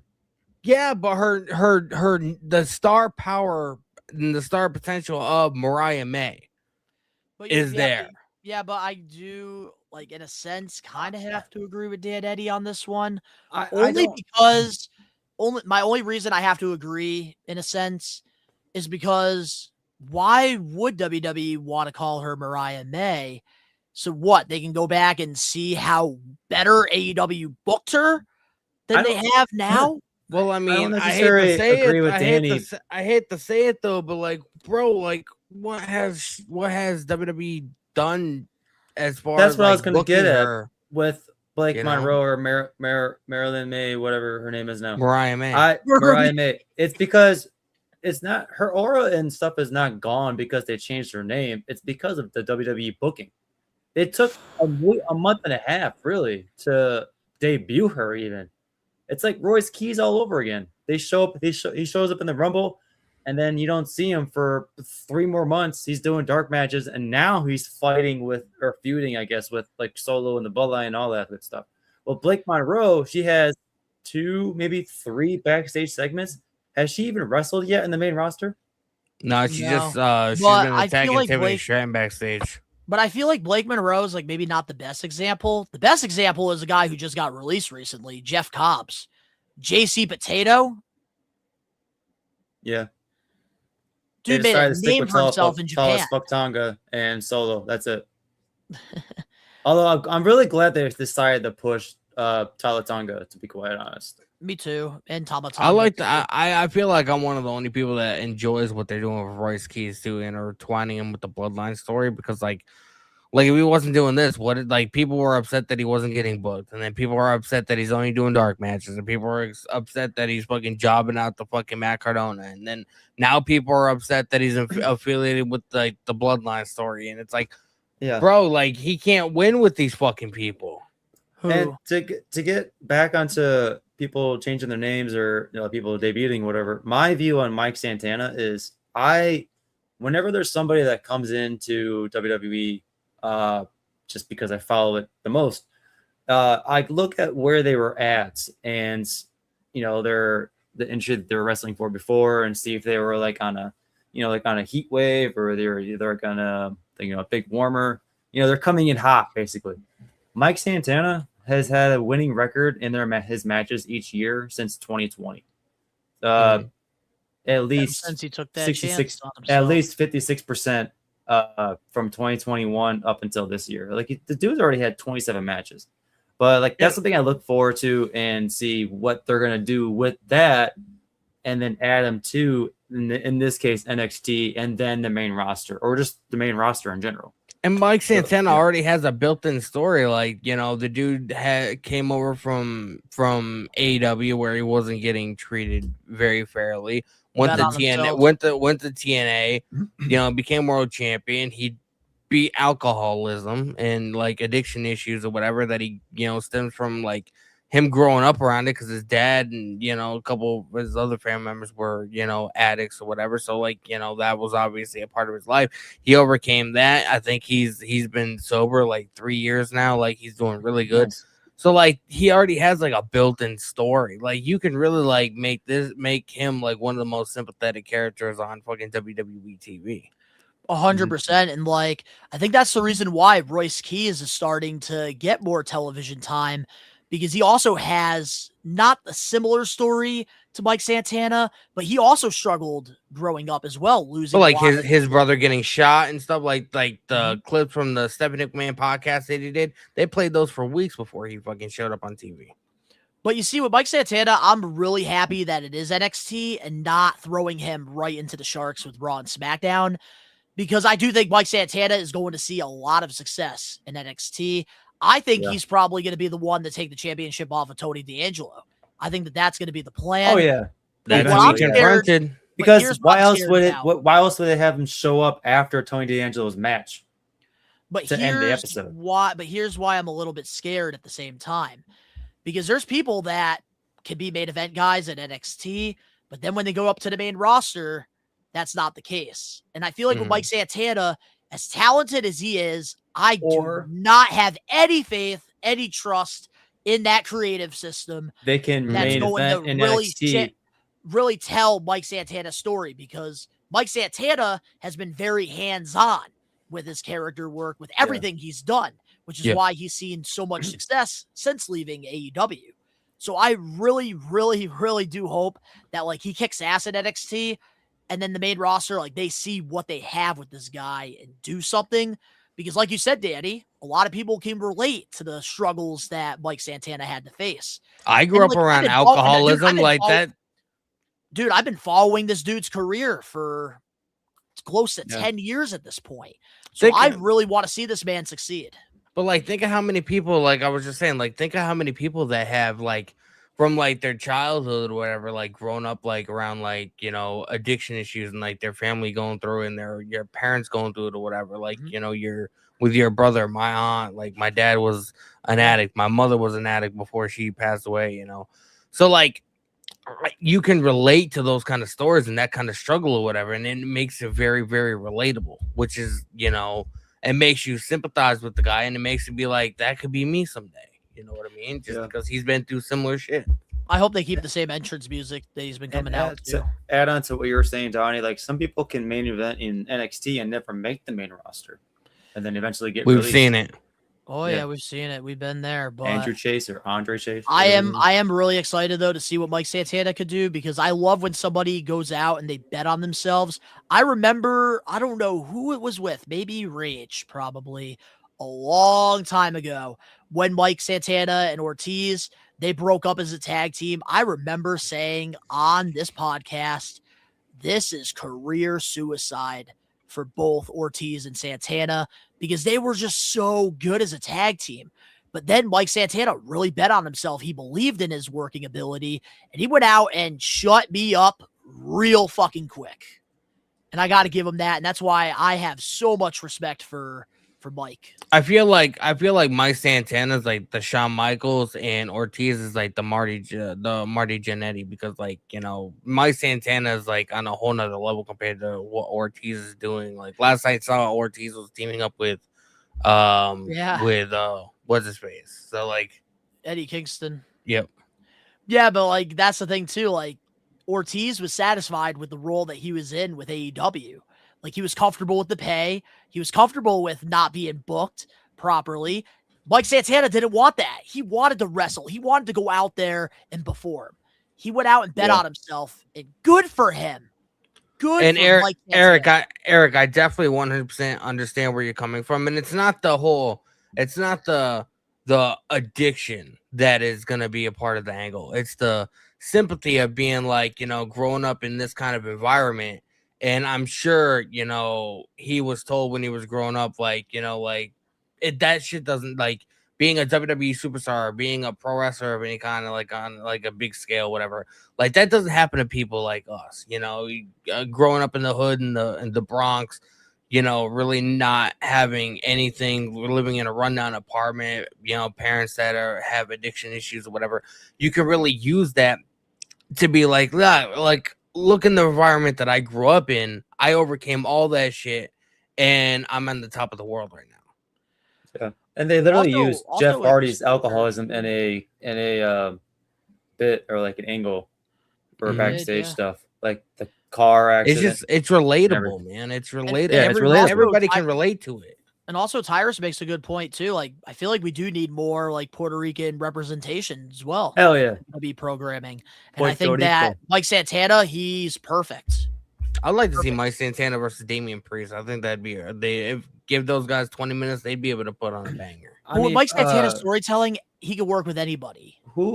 They're finally representing the Dominican Republic with what's her name? Like Nikki Blackheart. No, not Lola. Nikki Blackheart. Lola Voice is Puerto Rican. Yeah, Nikki Blackheart, I believe, is Dominican. Yeah. Yeah. But all right. Well, how are you with time, Dan Eddie? Just want to make sure. I'm good. I'm chilling. All right. Well, with that being said, now Reign of Vulcan. Thank you, Josh. we do have a couple Fanatic Fest related wrestling topics to talk about in our We Are Wrestling weekly news and rumors. So here we go. Ladies and gentlemen, it's time to talk about the latest headliners, the rumors, the contracts, the controversy, who's pissed off this week, good booking, bad booking. It's time for the We Are Wrestling weekly news and rumors. You fucking mark! That's right, it is time for the We Are Wrestling weekly news and rumors. Brought to my you bad. by the We Are Wrestling Thunder Championship that will be Thank you, Josh. defended next week. Ricky Knows Best versus Old School Phil. They're going to be battling it in their own predictions, and the winner will become the first champion. So let's get into some of the news, and we're going to start off with some football WWE crossover. Oh. So Dan Eddie, this is right up your alley. I was like, football? According to TMZ Sports, Tom Brady is in ongoing conversations with WWE. Could be related to his run-ins at Fanatic Fest with Logan Paul. Should Tom Brady come to WWE, and should they capitalize on this? Fuck no. Sorry, Danny, go ahead. No. Because more than likely it's going to be for WrestleMania in Saudi Arabia. And I can already tell, and very early prediction or whatever, but I'm going to go with it. And just knowing like the way Saudi Arabia is and WWE's relationship with them. And the very first Saudi Arabia show, like they wanted Yokozuna to fucking headline the show. The fucking guy died in 2000. You know what I mean? Like, they are gonna, because they're shelling out all this money, they're gonna want people like Austin. They're gonna want people like The Rock. They're gonna want people like, a lot of the guys from the 90s. You know what I mean? Like, to make the Undertaker. Like, they're gonna want a lot of these guys that are just, it's just they're gonna want it to be filled with celebrity involvement. Like, I'm going out on a limb and say this is gonna be one of the worst WrestleManias of all time. And we're months away, but just knowing the way that, because Saudi Arabia, they don't keep up with what, the current product besides the shows that are booked over there. They don't give a fuck. They want to see who they want to see. They want to see fucking big, massive names. And sorry, but a guy like Trick Williams and Carmelo Hayes, they may be big in WWE standards, but they're not they're not main event caliber names, compared to other people. So I don't know, man. I just Tom Brady versus Logan Paul at WrestleMania. What the fuck? I don't want Brady to get in the ring and wrestle. Maybe have him be with whoever's feuding with Logan Paul going into WrestleMania, but I don't want to see Brady get in the ring and fight Logan, because I think that'll just take away the credibility of what they do in the ring. Yes, but me and you both know if Saudi Arabia wants it, it's gonna happen. Of course. And that's what I fear. I'm not for once, I'm not putting all the blame on WWE this time. It's gonna be fucking Saudi Arabia. Whoever's on the show is somebody's got to get blamed. I think it's always TKO to be quite honest at this point. Look, they're gonna put whoever on the show, whoever Saudi Arabia wants them to put. If they want fucking Kevin Hart, versus fucking Wee Man from Jackass, they're gonna make it happen. Oh my, that is the worst reference out there. But how do you feel about it, Dan, being a football fan? Would you like to see Brady cross over in WWE or no? So, as the resident football fanatic, Donnie, you're a close second. Respectfully, I can't stand Tom Brady, and whenever I see Tom Brady, you guys seen Step Brothers, right? It's that part of the Catalina wine mixer where the guy goes up to Will Ferrell. Is you just got that face where I just want to pop. I have seen that meme. That is Tom Brady's face to me when I see him, and the fact that this whole feud in general was random to start. How did they come up with Tom Brady and Logan Paul? Second of all, this feud build up to whatever they're gonna do while Logan Paul is no longer injured. I don't know what they're going to do with it, but that slap that Tom Brady landed on Logan Paul was the most pathetic slap I've ever seen. And like, if you guys look back at it, he basically doesn't do his fingers at all. He just does this, like, you know, like a kid punishing it, or a dad punishing his kid, like back of the head, like, you stupid. Yeah, You know, we were like talking that. about this in the hotel Like, room at Fanatics. That was so terrible. Dude, Casual Cam and Jungle Boy Jordan thought that was legitimate real. And I'm like, No. come on, no. And Even my fucking school could fucking make a better slap. The dude months prior, what was this, like January or December or something like that, was bashing WWE for like saying like they're not as athletic as Tom Brady. First of all, you had a NFL rule made up for your ass because you were too scared to get sacked. Second of all, those wrestlers I'm sorry, my voice is going right now, guys. Second of all, those wrestlers are athletic people in there. Like, a lot of them have athlete background. Tiffany Stratton did, I believe, was either gymnastics or cheerleading. But like, Bianca Belair did track in at the University of Tennessee, I believe. Sorry if I get that wrong. Pretty sure it's Tennessee. But like, they have these backgrounds that help them do all these things in the wrestling ring. So they're athletic. The fact that Tom Brady just sits back in the pocket and be like, oh, throws it. His average depth of target for terms, it was like 3 or 4 yards his last few seasons because he was freaking old. He can't throw it down the field anymore. And first of all, the Super Bowl he won in 2020 with the Tampa Bay Buccaneers is bullshit, but that's not a can of worms I want to put in right now.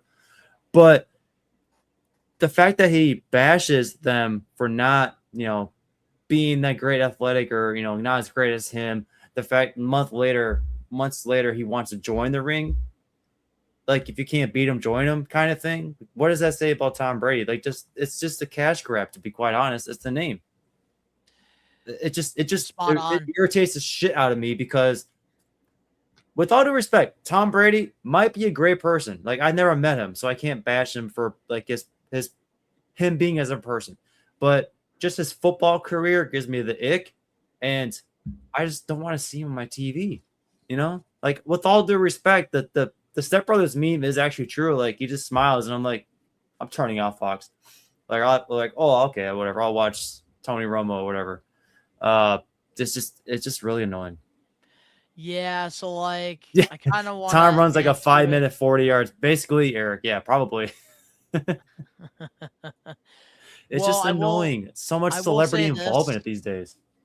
Here's why I don't want to see Logan and Tom Brady WWE crossover, because right now the iron is hot, and by the time Logan Paul heals from this injury, there's going to be no excitement going into Brady and Logan. So like, if you were to do it, SummerSlam would have been the perfect opportunity to take advantage of it, because when something's hot, you have to take advantage of it. And in this case, I think it's going to be way too cold by then. People are going to forget that Logan and Tom Brady are hating each other. It's all an act, what they're doing. Literally all they did was they had 2 interactions. One was on the flag football field during, I think, was the Pro Bowl or whatever. And Tom Brady chucked the football at Logan Paul. Logan Paul ran up to him. He's like, hey, what are you doing, man? What are you doing? And then the second interaction was at the SummerSlam kickoff or so when he slapped Logan Paul. And I'm like, dude, come on. Well, that wasn't at the kickoff. This is ridiculous. That was, it was at Fanatics. It was Fanatic Fest. Something, one of the events, I think. Yeah. This is probably, it's a close second.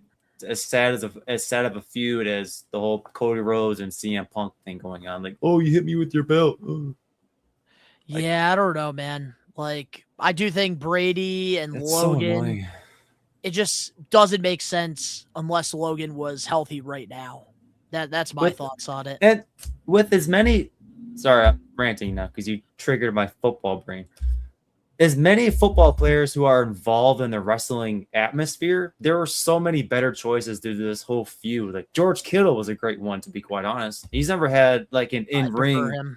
Like, he shows up and does like a body slam or like a wrestling move, whatever, but he's never had like an actual match. Like, that would be something cool. Tom And like, Brady is. and I also believe too, and I think this is also another really good point by Tyrus. I'm going to read his comment in the live chat.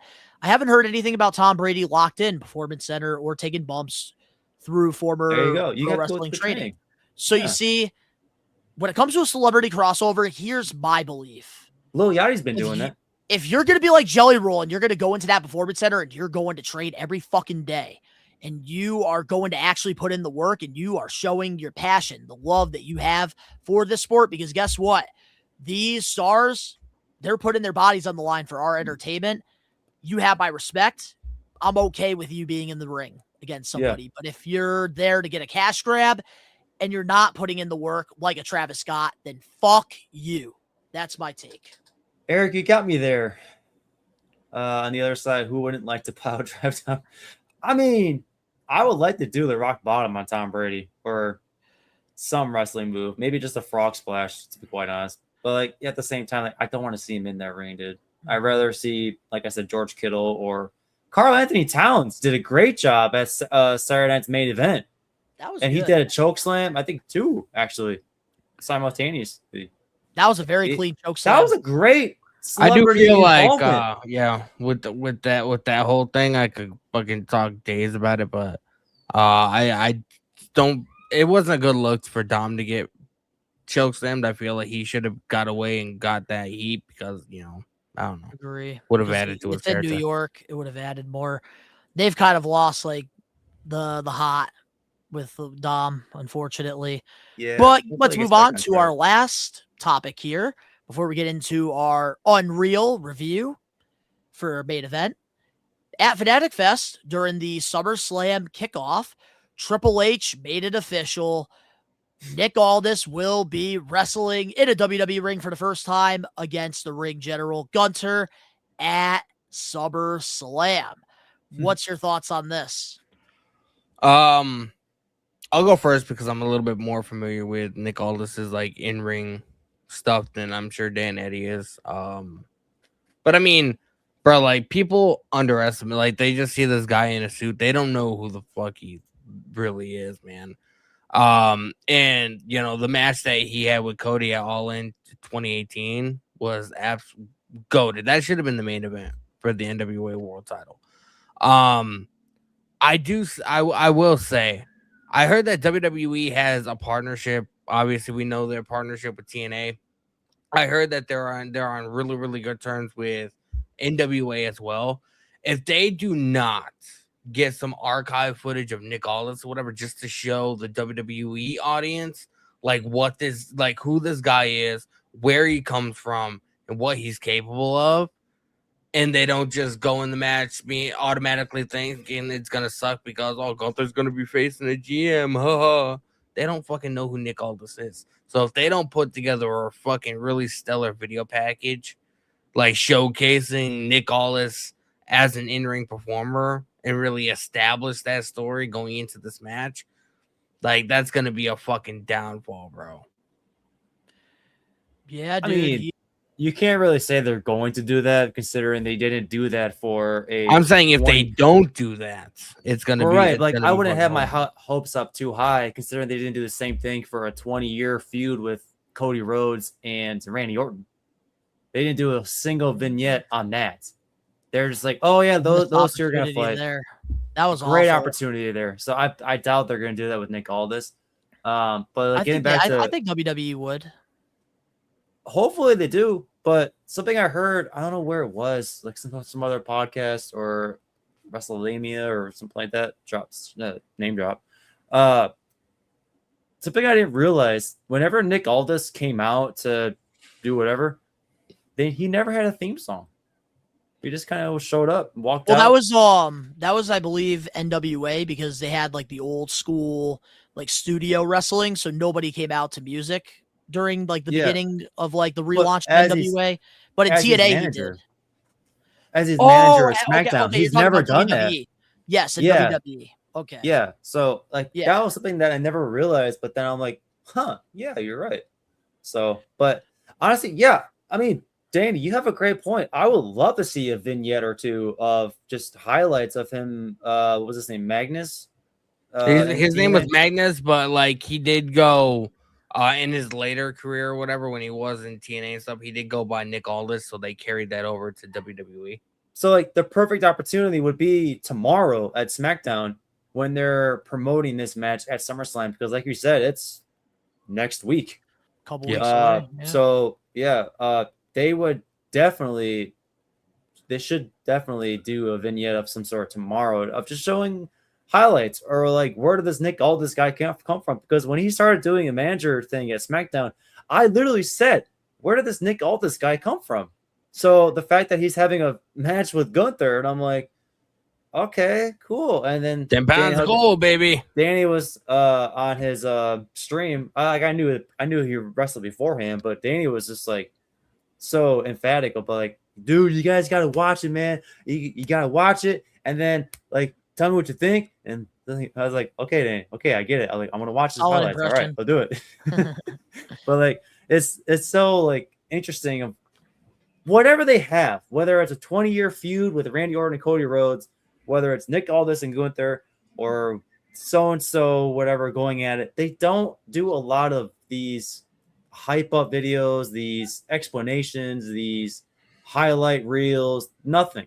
It's really annoying. So that's something that I actually am looking forward to. But I mean, I usually just do the research myself, to be honest, just by watching it. But you see a lot of that fans are don't like want to do that. watching now, bro. Like last night while I was laying in bed before I went to sleep, I went on YouTube and watched a showing of.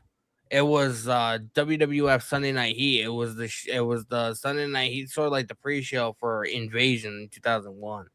And I was watching that, and I was like just sitting back, and like most of it was just talking, which is awesome. You know, it's kind of like how the pre-shows are nowadays.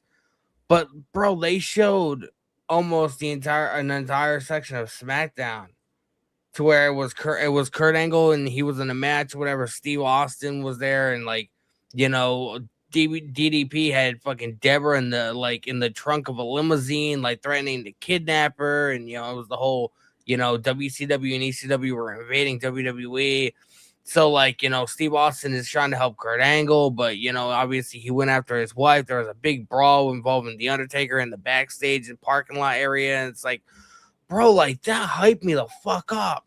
We don't get that kind of stuff no more, man. And that's the thing, like video packages can really tell a story, and it can make things more interesting, because at the end of the day, you have to understand, we're wrestling fanatics. We're maniacs. We consume wrestling every single day of our life. We'll go out. We'll do the research. We'll go on the WWE Vault channel. We'll go back and watch Magnus, Nick Aldis.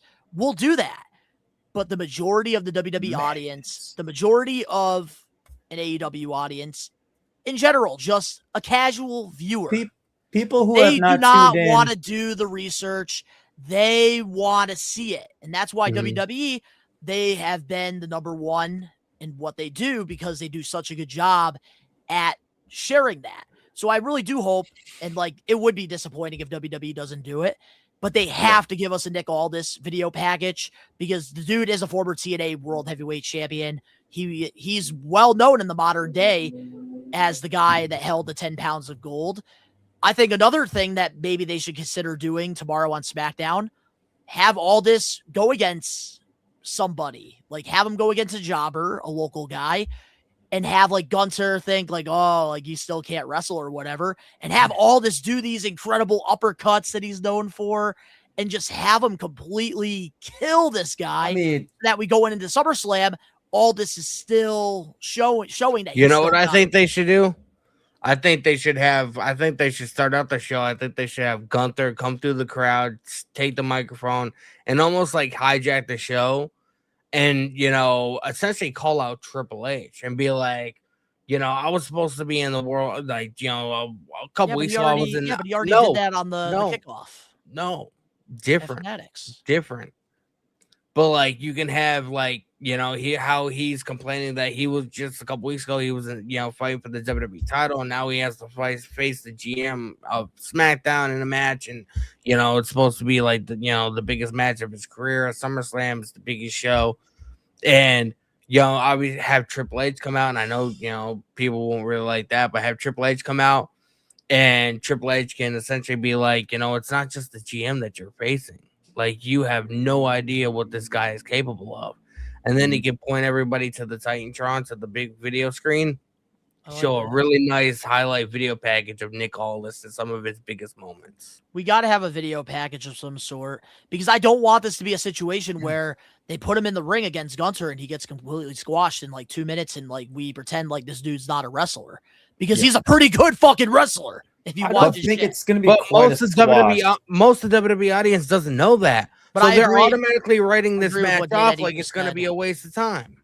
Like I was gonna once you guys stop talking, I was gonna address Eric's comment. Says Nick is a decent wrestler. Letting Gunther squash him doesn't seem necessary though.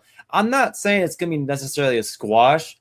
I just spitballing. I don't think Nick Aldis is gonna win, because if you said that, if you watched Chris Van Fleet's podcast, he was saying that he probably has 1 or 2 matches left in him. If there's a long term, then sure, yeah, but most of the time when people are thinking about retirement, they already have 1 foot out the door. So if they're gonna be like, yeah, 1 more match will be fine, like they're already done mentally. So if they're gonna do 1 more match with Gunther, and I'm not saying it's gonna be like a 3 or 4 minute match like Obafemi and Gunther back in WrestleMania. I'm saying it's going to be like a 7, 8, 9 minute match of some good spots here and there, and maybe Gunther ultimately wins to get him back on track or whatever. Or make all this can be like leaving on a good note, and something like that. It's not going to be like, boom, okay, Nick Aldis is done. It's not going to be like that. Yeah, I agree with you on that. Nick Aldis 100%. looks yoked as fuck underneath his suit too. Like, he looks like he's been going to hit in the gym. And I've never seen him without a suit, so this is going to be weird as fuck. Oh, he's jacked as a motherfucker, bro. Dude could wrestle. I remember my first time ever watching Nick Aldis. He was a part of British Invasion with Rob Terry and Doug Williams in TNA in 2008. Yeah. Like, I've been following this dude's career So- for almost 20 years, which is crazy. I was going to say 2 things. One was to address Eric's comment. The other is, and the live chat can help with me too, as well. If you guys can shout out a few matches or so to like shots that I can watch to get a handle of Magnus, that'd be great. I'm definitely going to send you a couple. Couple hints or live chat. suggestions. Even Daddy, I'll send you a couple too from TNA that was really good that I enjoyed. Because I feel like they are going Yeah, like I know obviously more than Dan Eddie does, but I haven't seen everything, like every match. that he's I been in or have whatever. seen a majority of his matches, at least like with TNA and NWA. I'll try to find some cool stuff, because I even might go back and rewatch it. Just for our send in the group predictions chat next or week. just send me the DM or whatever. But yeah, I just feel like they're gonna drop the ball on this one. I don't know. I don't have my hopes up for WWE too much this year, to be quite honest. Like It this has been entire year. a crappy year. It's been such a disappointment. Whatever they've been doing. So the fact that I've done my research, like I know of him beforehand, that'll be great for me. For sure. I'm excited to see what all this could do. But, Dan Eddie, I want to say I appreciate having you here. I know this week wasn't your week, but it was fun getting to shoot the shit with you guys and getting to do like a nice laid back episode, since the road to SummerSlam has been kind of. So, yeah, appreciate having you on here. And Danny and I will finish off with the main event with Unreal. All right. I will suggest, not suggest, but comment. I haven't watched Unreal, but my favorite was going to be the Stephanie Vecchier segment about her winning the title. I was going to say that'd be probably my favorite. All right. Because that was a really special moment with her and her dad. But anyways, yeah. I'm going to get out of here. It's nice hanging out with you guys. Thanks to all the maniacs tuning in. Listen to these two blabble about whatever. Like, comment, subscribe. And we'll see you next week on SummerSlam predictions. Hell yeah. I'll see you It's guys time later. for the main event. bro. Take care, guys. Love.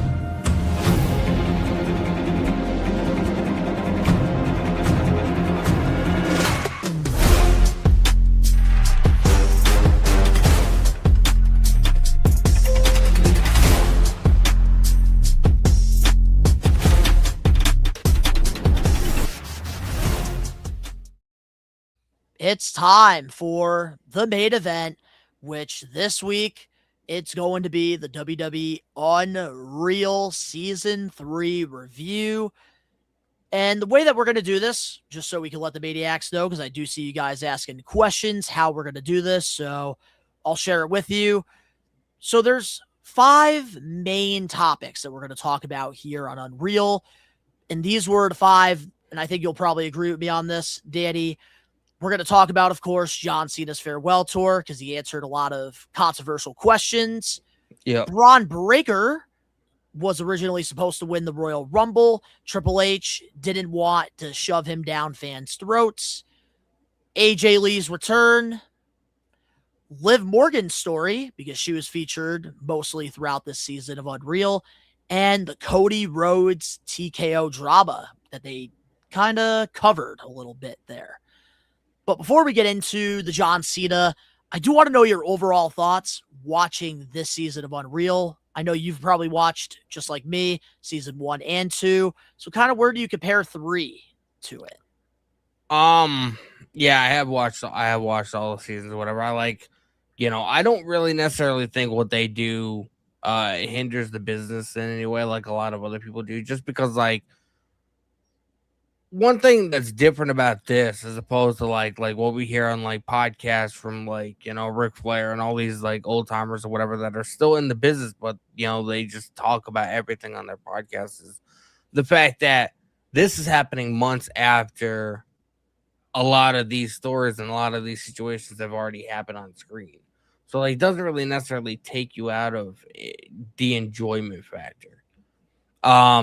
But I really enjoyed it. There was stuff I liked. There was stuff I loved. There was stuff that I didn't really care for.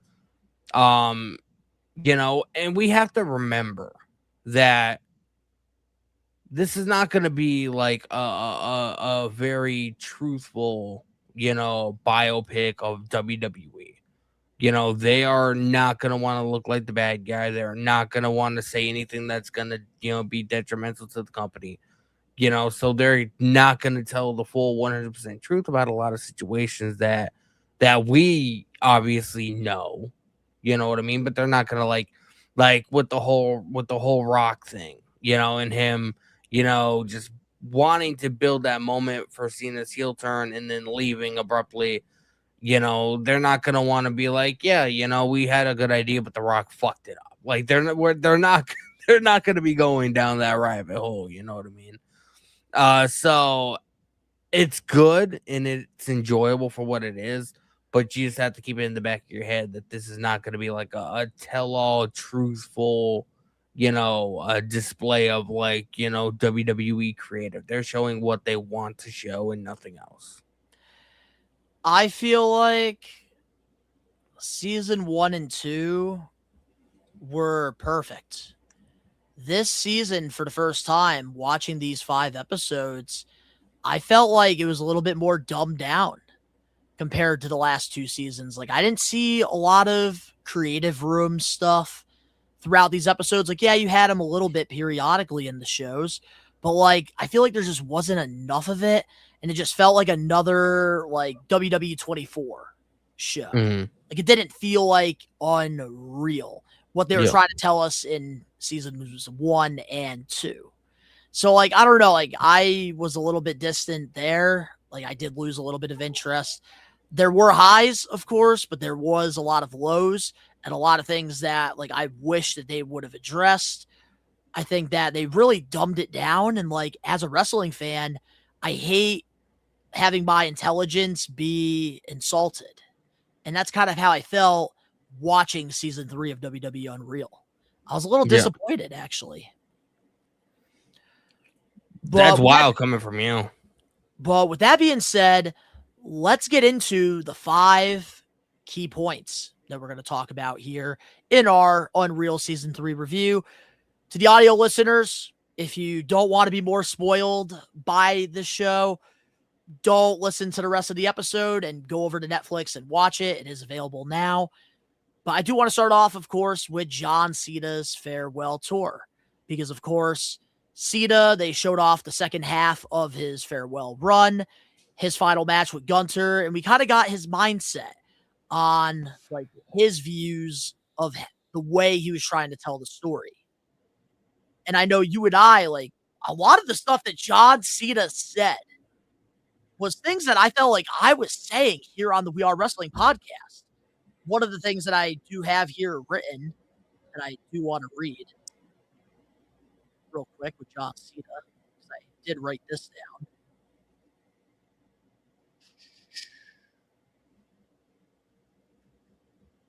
Yeah, so with John Cena, one of the things that he pointed out was working that super slow, boring heel run. Mhm. Remember, this was a little bit of a debate going on between all of us here on the pod. And I remember telling you guys that it was intentional what John Cena was doing, because that is how an old school heel works in like the 70s and the 80s. Does it work in 2025? No, that does not work in 2025, which is why you and Ben immediately called out the bullshit when you saw it. Because like heels don't work that slow, mythological. Take a shot. But I don't know. Like, I knew what John Cena was doing, and he pretty much confirmed like what I believed. Like why, like, and that's why I didn't work his heel run in the farewell tour, because he was being way old school. Like going back to when the company was called WWF. That's the type of heel work Cena was trying to do. And like in 2026, like you can't do that. That's why that WrestleMania main event was awful between him and Cody. But Cena did tell the story though about doing the boring work, and he pretty much 10 out of 10. Well, they told us what they wanted to tell us. They didn't tell us everything. Like John Cena's not gonna, go on a rant about how, we had a cool thing going and The Rock and whatever his name is, totally screwed it up and, just didn't want to show up to work and didn't want to have any kind of creative involvement. Like John Cena's not going to, he's a 100% a company guy, bro. Like everything he says is to the T, and he's not going to say anything outside of that. Agree. And then also pointed out like Brock Lesnar, like squashing him. I didn't like his reason. And like, I also kind of didn't understand it either. And I kind of wish like maybe we got like another superstars or just somebody else's perspective. Like maybe show some of the reactions to some of us that were doing live watch alongs for this show, because like a majority of the WWE audience did not like that. And we didn't understand it. Yeah. I get Cena's like on his way out, and maybe he wanted to like start Brock fresh. That was kind of his philosophy on it. But I feel like Brock didn't need it. And I feel like it didn't need to be this 4 to 5 minute match with just 100 F5s. Like they really should have given us that irritated the match. That irritated the fuck out of me when they were the scene where they were in the boardroom talking about that creative move and talking about, I think it was Bruce Pritchard, if I remember correctly. It was either Bruce Pritchard or it was Michael Hayes, one of them. And they were like, Brock's going to go in there and just give him one F5 after the other and just fucking absolutely annihilate. And I'm like, what are you fucking doing, bro? Like, that is the worst creative decision you could fucking make. And these are the people that are fucking running creative. It just drives me up a wall. And what are you doing? But you would think like they would learn the first time, because Cody Rhodes and John Cena had 2 matches on this farewell tour. The first one was when Cena was working as a heel. It was slow, very slow, old school. That babyface versus the heel that everybody hates. That's kind of how they built it. But then the second match at SummerSlam, they gave him no restrictions and they went out and they put on a banger. That's how Cena's farewells tour should have went the entire time. He should have been just having banger after banger after banger after banger. And I think the one match that people continue to praise, continue to talk about out of that farewell tour to this day is the crown jewel match with AJ Styles, because it was one of those fun matches. And the story behind it, they shared it on Unreal. It was paying homage to some of the best wrestlers in the business that paved the way for both Cena and Styles. And I thought, like, that's how his farewell tour should have went. Survivor Series, his match with Dirty Dom, he explained it as well. Wanted to get more people involved, which is why we got to see Roxanne, we got to see Raquel, we got to see JD, Finn, and then Liv Morgan's return, which was fantastic. Because they pretty much gave him that free range. And when you do something like that with John Cena, you're bound to have a great, fantastic 5-star match every time when you give Cena that time. So, like, I don't know why whoever thought it was a good idea to have Brock just squash him in 4 to 5 minutes. Like, that was fucking idiotic. I don't even think Vince McMahon, even in 2026, would never have done that. He would have had them going at it for at least 20 minutes. Especially when you hype up this match and you hype up, you know, this new, like, to a lot of people, it's a new concept or whatever, but we know WrestlePalooza was like an ECW thing back in the day. You know, casual fans not gonna fucking realize that or really know much about that. But so, like, essentially, when you're trying to establish or reestablish, you know, a PLE or pay-per-view that you're going to be doing, it's going to be like an annual thing because people are saying that it's going to happen again this year. That you would think, you know, you'd want the first show to fucking go off with a hitch and go off with like a lot of big moments and a lot of great matches and a lot of great stories. And I just feel like, especially like at the beginning of the show, man, John Cena squash is just, I feel like that left a bad, especially knowing that was John Cena's last year, left a bad taste in a lot of people's mouths. Yeah, dude. And that's the thing too. Like, I also want to talk about his last match with Gunter because me personally, I enjoyed that last match. I was one of them that did really like it because it made sense. Everything made sense. And one of the things that really like was key to me watching John Cena's interview during episode 2 of this Unreal, him being killed off the show. And there's people who pass away that do have a smile on their face and like they realize it's their time. And I think that was such a unique way to kill off a character. And it got Gunter nuclear massive heat that has definitely dried out since. But I think that was such the perfect way for Cena to go out. And that's something that I will not disagree with when it comes to the farewell tour. I did enjoy that match with Gunter. The story was a movie. Yeah. I enjoyed it too. And like I will say Cena did go into great detail about like, you know, why he decided, you know, it's a phenomenal story, you know, the guy that, you know, all these years never quit, you know, he goes out tapping, you know what I mean? Like that's the way life is, you know, life throws you curveballs sometimes and sometimes you just can't get up after, you know, a certain one. And it's just, and that was like his like 9th or 10th time putting him in the sleeper too. So like the story, it made sense for Cena to do that. And that's what I really liked about that farewell match that took place in Washington, DC. And I love that like he wanted to showcase the other talent. I think that was very well put together on this season of Unreal. Like Cena just wanted to leave the business better than he found it. And like, you really can't blame him. And that's the thing I love about Cena, why he's one of my favorite wrestlers of all time.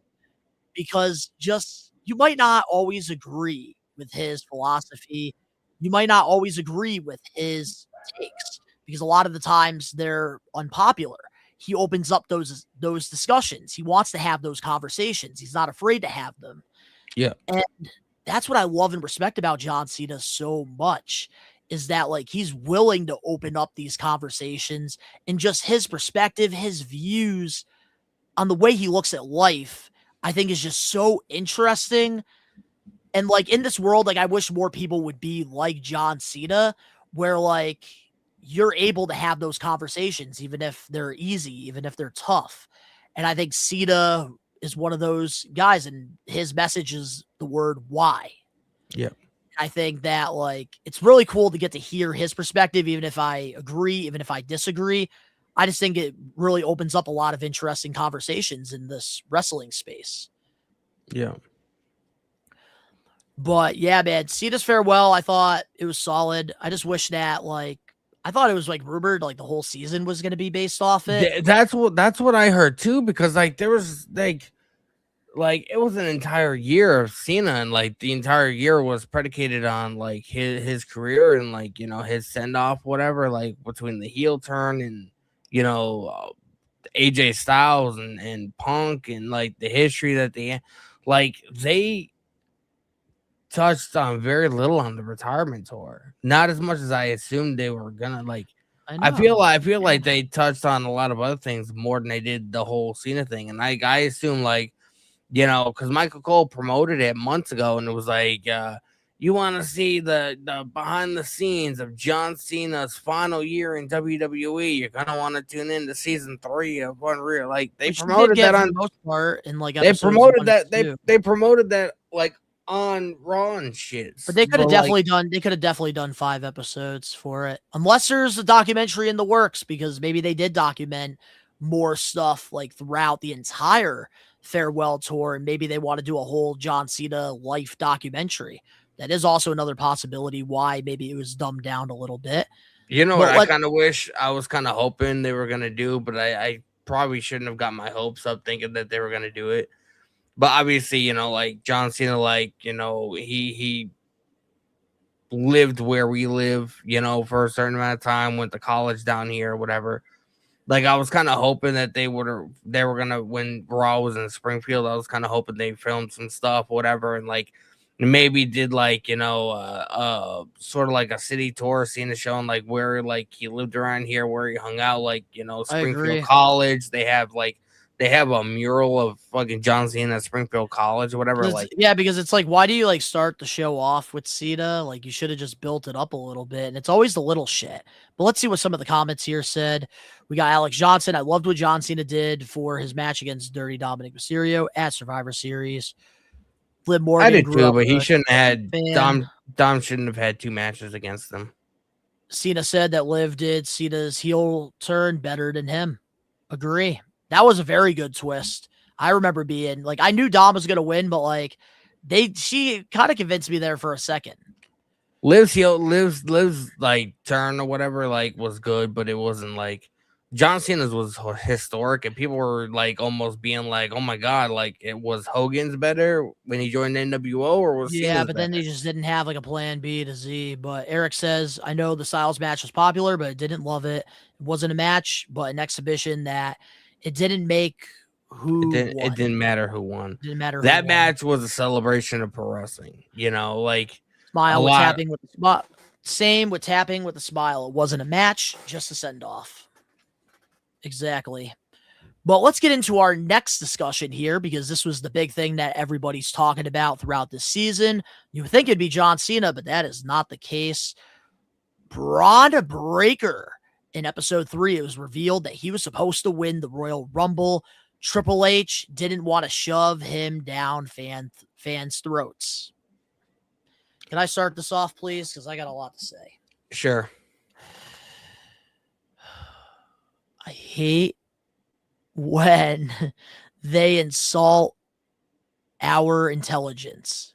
And that's exactly what they did here. Oh, we don't want to shove Braun Breaker down our throats yet. We're pushing the same 4 fucking guys in the main event scene. Who's the 4? Can you guess? The American Nightmare, Cody Rhodes. The quarterback, CM Punk. I do still love me some CM Punk. Seth Rollins and Roman Reigns. It's the same 4 people over and over and over and over and over again. And then you get a little bit of mix with Jey Uso in there and Gunter periodically. I'm tired of the same shit happening over and over again. I don't know why Triple H thinks that we would become repetitive of Braun Breaker winning. Are you kidding me? That first promo he cut in the feud with CM Punk. Are you kidding me? It was different. It was new. I remember him arriving in the limo with the championship. He had the leather jacket on. He looked like a fucking champion. WWE. I'm convinced when because they're allergic to pushing new people. I have been watching a lot now. At least people can say whatever they want about me. I've been watching a lot of Coach and Bro lately. Like, you know, Jonathan Coachman and Vince Russo's show. Say whatever you want about it. I think that the dynamic between them two is fucking phenomenal. It's great. And Vince Russo even says that WWE is not in the business of booking new stars. They rely on the Romans and the Punks and the Codys and You know, that's why they're in the position they are in as far as Same like four people. not that's why it's rematch after rematch, same main event after same main event. Bro, Seth Rollins and Roman Reigns have wrestled 10 singles matches. 10 singles matches. Yeah. That's not even including non-televised shows. Like for SummerSlam, I would have been more excited about getting Braun Breaker versus Roman Reigns. Sami Zayn being the champion, maybe going against CM Punk for the title. I'm still hoping that they add Sami Zayn to the main event of Cody versus Punk because Nick Aldis, he wanted to screw Gunther. Sami Zayn, the poor little redheaded bastard, was just a fucking he was just there. He was involved when he didn't have to be involved. Nick Aldis wasn't trying to screw him. He was trying to get back at Gunther. So I'm hoping tomorrow we have a segment to where, Sami Zayn is demanding, Nick Aldis to fix this because he inadvertently screwed Sami Zayn when it didn't have to be. So I'm hoping we get a triple threat match at SummerSlam. I'm hoping too. That's the only way they could do fan justice here. Because I do think it's still bullshit, the 9 days as champion. Yeah. That's not enough. I can understand him losing the belt at SummerSlam. I can understand that. But 9 freaking days?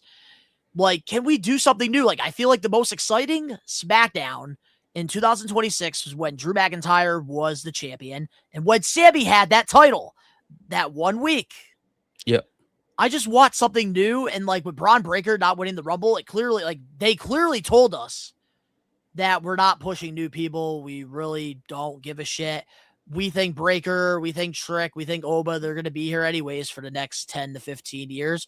We'll push them when they're at the age of CM Punk, Roman Reigns, and CM Punk. It's you're at a job and you're trying to get that promotion. You're trying to get a better pay.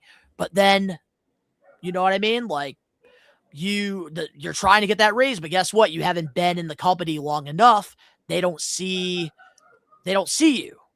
And that's kind of how it feels with the LA Knights of the world. That's how it feels with the Trick Williams and the Braun Breakers. It felt like that with Sami for the longest freaking time. Yeah. I'm just tired of it. I'm tired of them not pushing new people. That's one thing I will give AEW credit for. I will give it to Tony Khan. He is not afraid to try new things. He's literally putting Kevin Knight going for the world championship, who doesn't have a lot of experience. Guess what? Yep. Sometimes that is how you create new stars. You have to let them sink or you have to let them swim. And that's one thing that AEW does a fantastic job with, unlike the WWE with their fucking life jackets and buoys. Tired of it. Yeah. And it's unbelievable. And then meanwhile, guess what happens? He gets thrown out in 10 seconds. He was supposed to win the Royal Rumble, Danny. Oh, yeah. Eliminated in 10 seconds! 10! I thought we were I didn't necessarily know if I expected him to win. What is this? Freaking Ty Dillinger and Sean Spears? I don't know if I necessarily expected him to win the Rumble, but I expected him to have a good showing. I expected to see a situation between him and Jacob Fatu. I expected to see him step toe to toe with Brock Lesnar, maybe step toe to toe with Obafemi, more so than Obafemi just fucking clotheslining him over the top rope.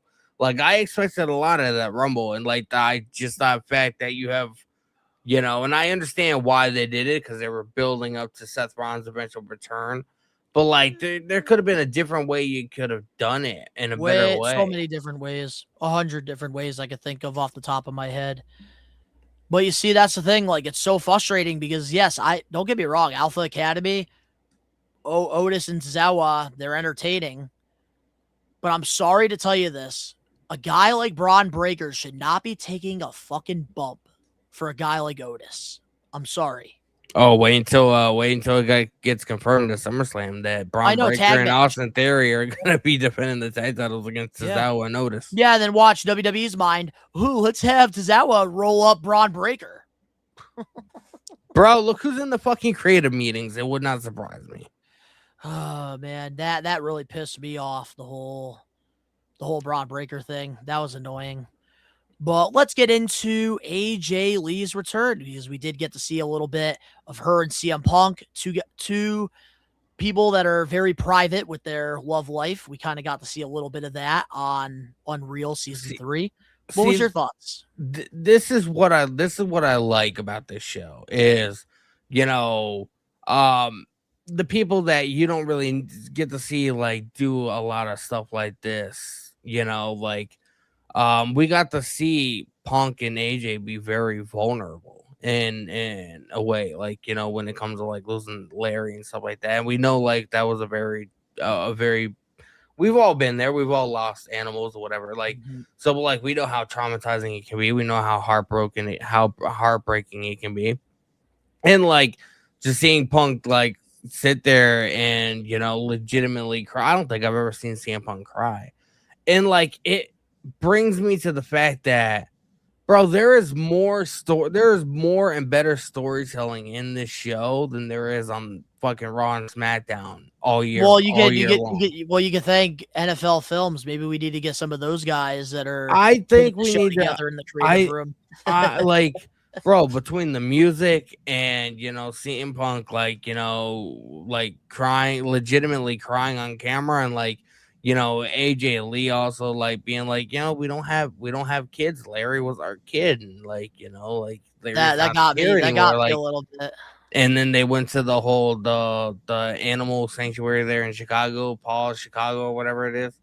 Like, you know, very I don't know the right words to put it, but you know, it was sad, but it was also like sympathetic. Like you could use that on like Raw and SmackDown. Like there's ways you can implement that kind of emotion on the weekly shows through storytelling.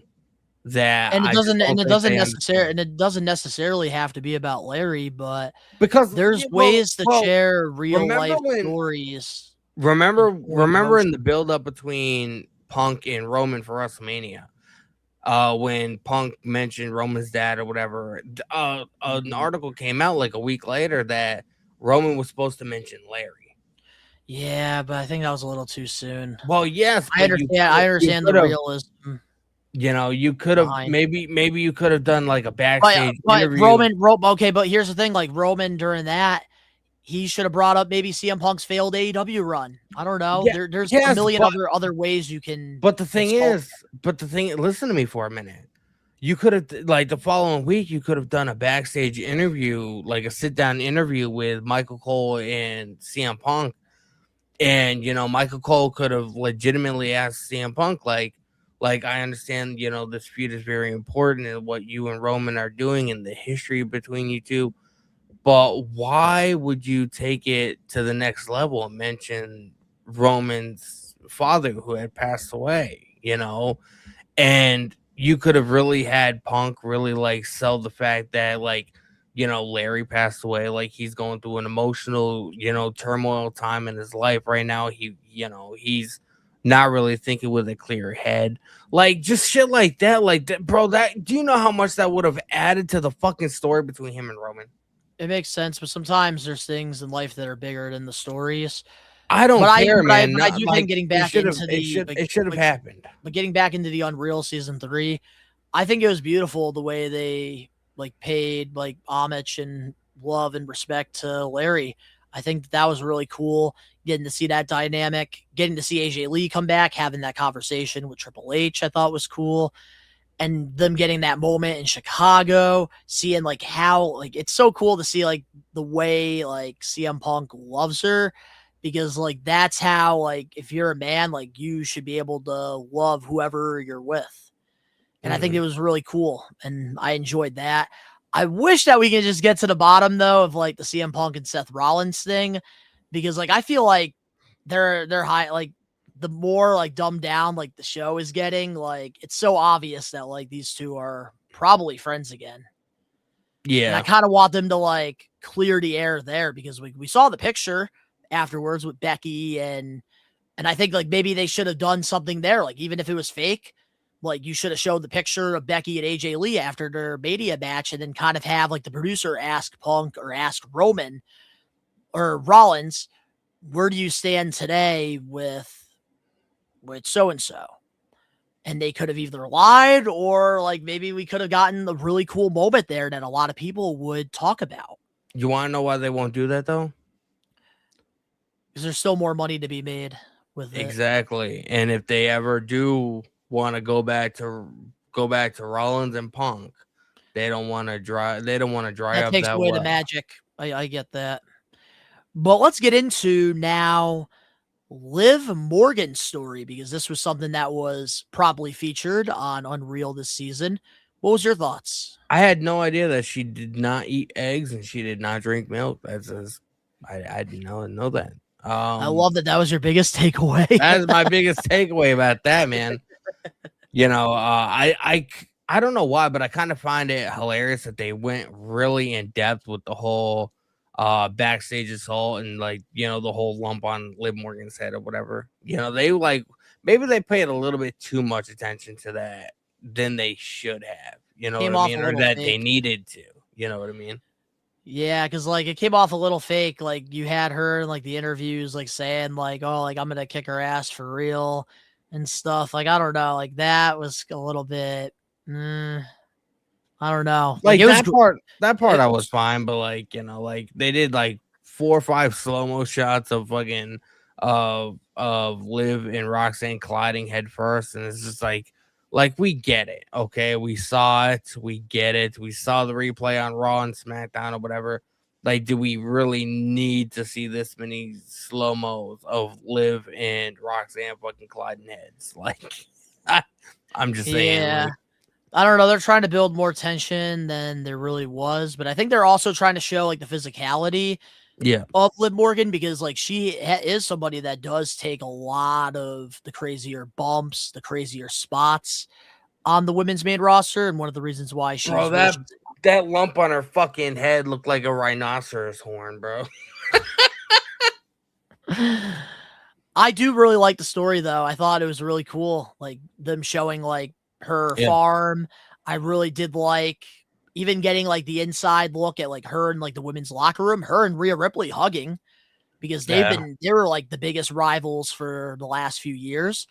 I think it's really cool that like we got to see the progress of Liv Morgan going from like being like a Hooters like waitress to now being the face of a women's division that a lot of these girls look up to.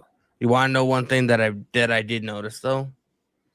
Is yes, like they did tell the story of like how Liv Morgan was discovered by, you know, Joe Franco, who is the trainer for Stephanie and Triple H, but they also failed to mention a little somebody, which is kind of weird, seeing as everybody's speculating that he's going to be coming back to the company. Here we go, Enzo Amore. Enzo Amore was dating Liv Morgan at the time, and she was introduced to Joe from Enzo.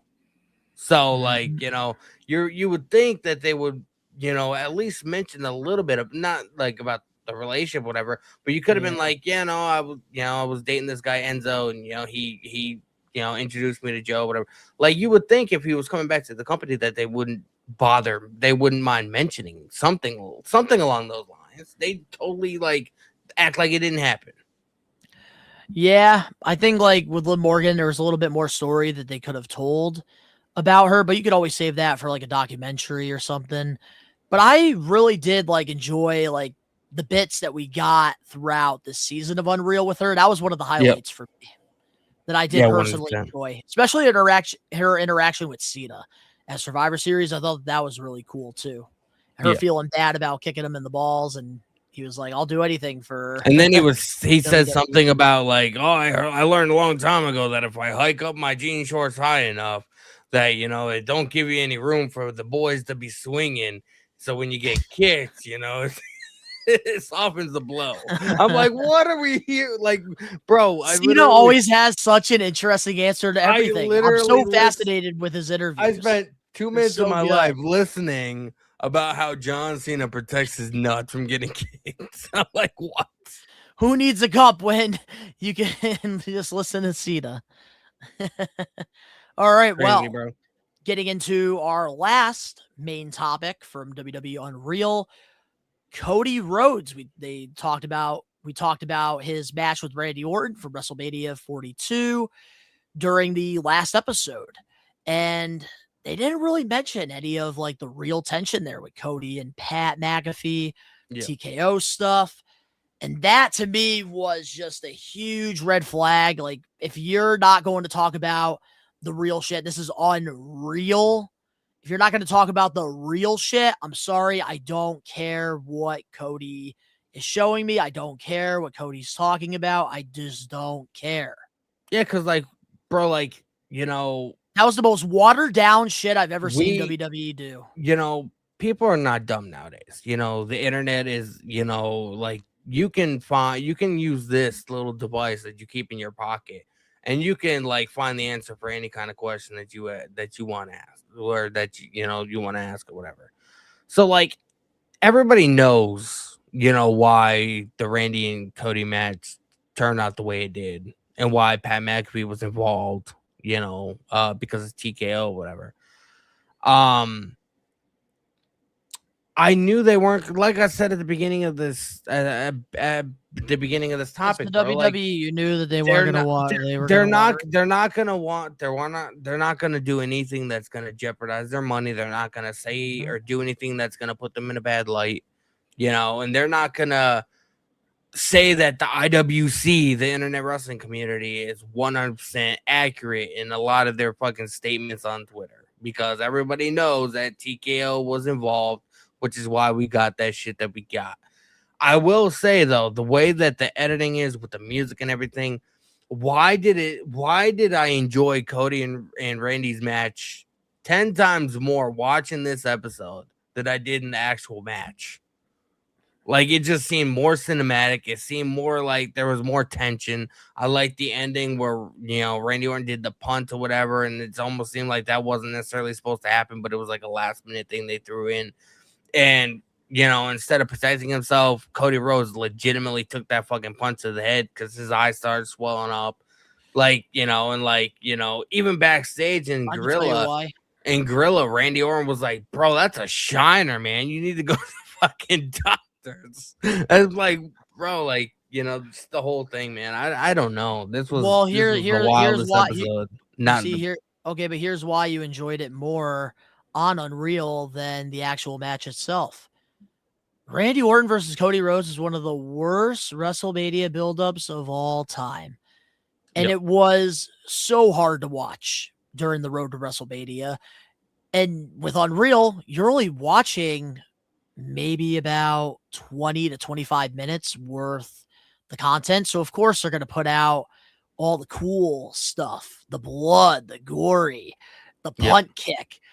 They're going to try to move away from Pat McAfee and Jelly Roll as quick as possible. But you see, in that last episode, it felt like WWE 24 because you didn't get no creative room talks for WrestleMania. There was nothing in that creative room. No Michael Hayes, last season. No Bruce Pritchard, no Triple H, no Paul Heyman in there talking about what should happen at WrestleMania and stuff. Give us the inside with Pat McAfee. Why did it, like, in their minds in the creative room, why did it make sense for Pat McAfee to be involved in a 20-year storyline? Cody's first match, he talked about it in his interview in his John Deere tights, was against Randy Orton.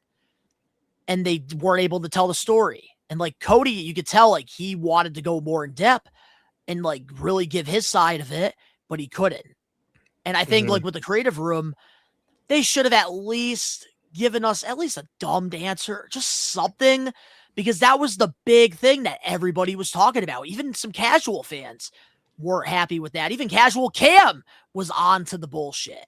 So shit, casual Cam. If that's the case, then clearly there's something wrong here.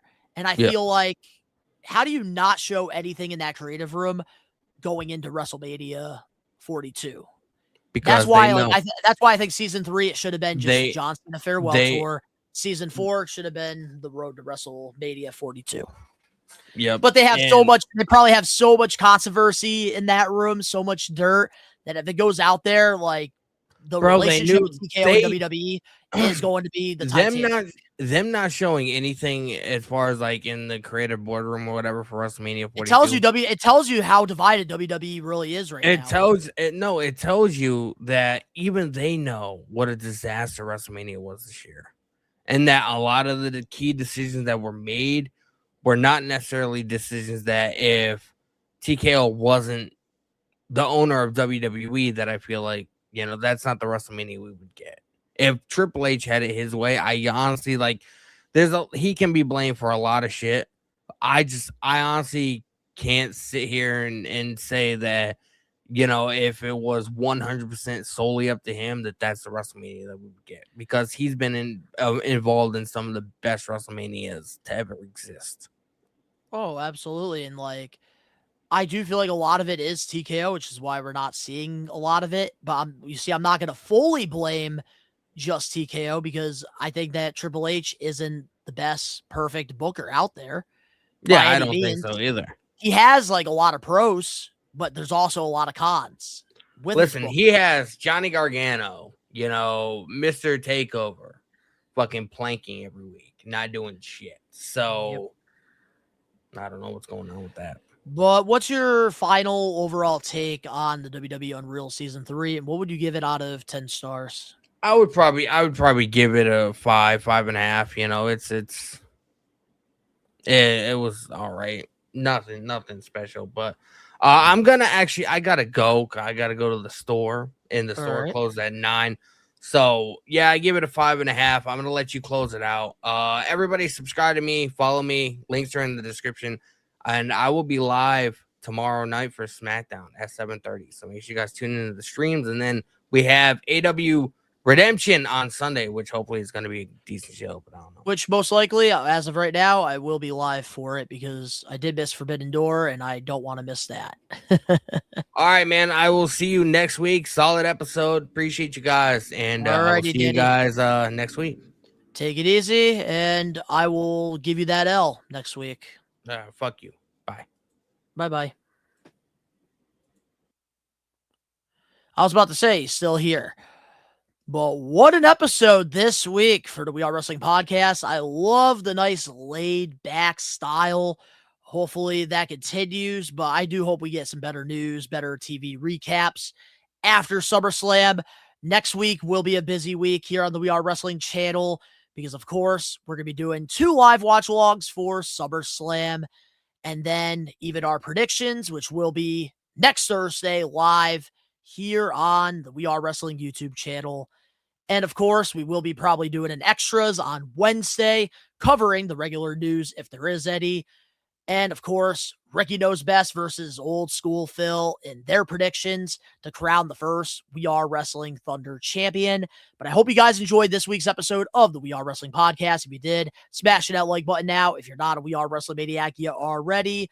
And you're listening to this wherever you get your podcast. Leave us a 5-star review, not just any review, a best one review, and download this episode. Give us a follow.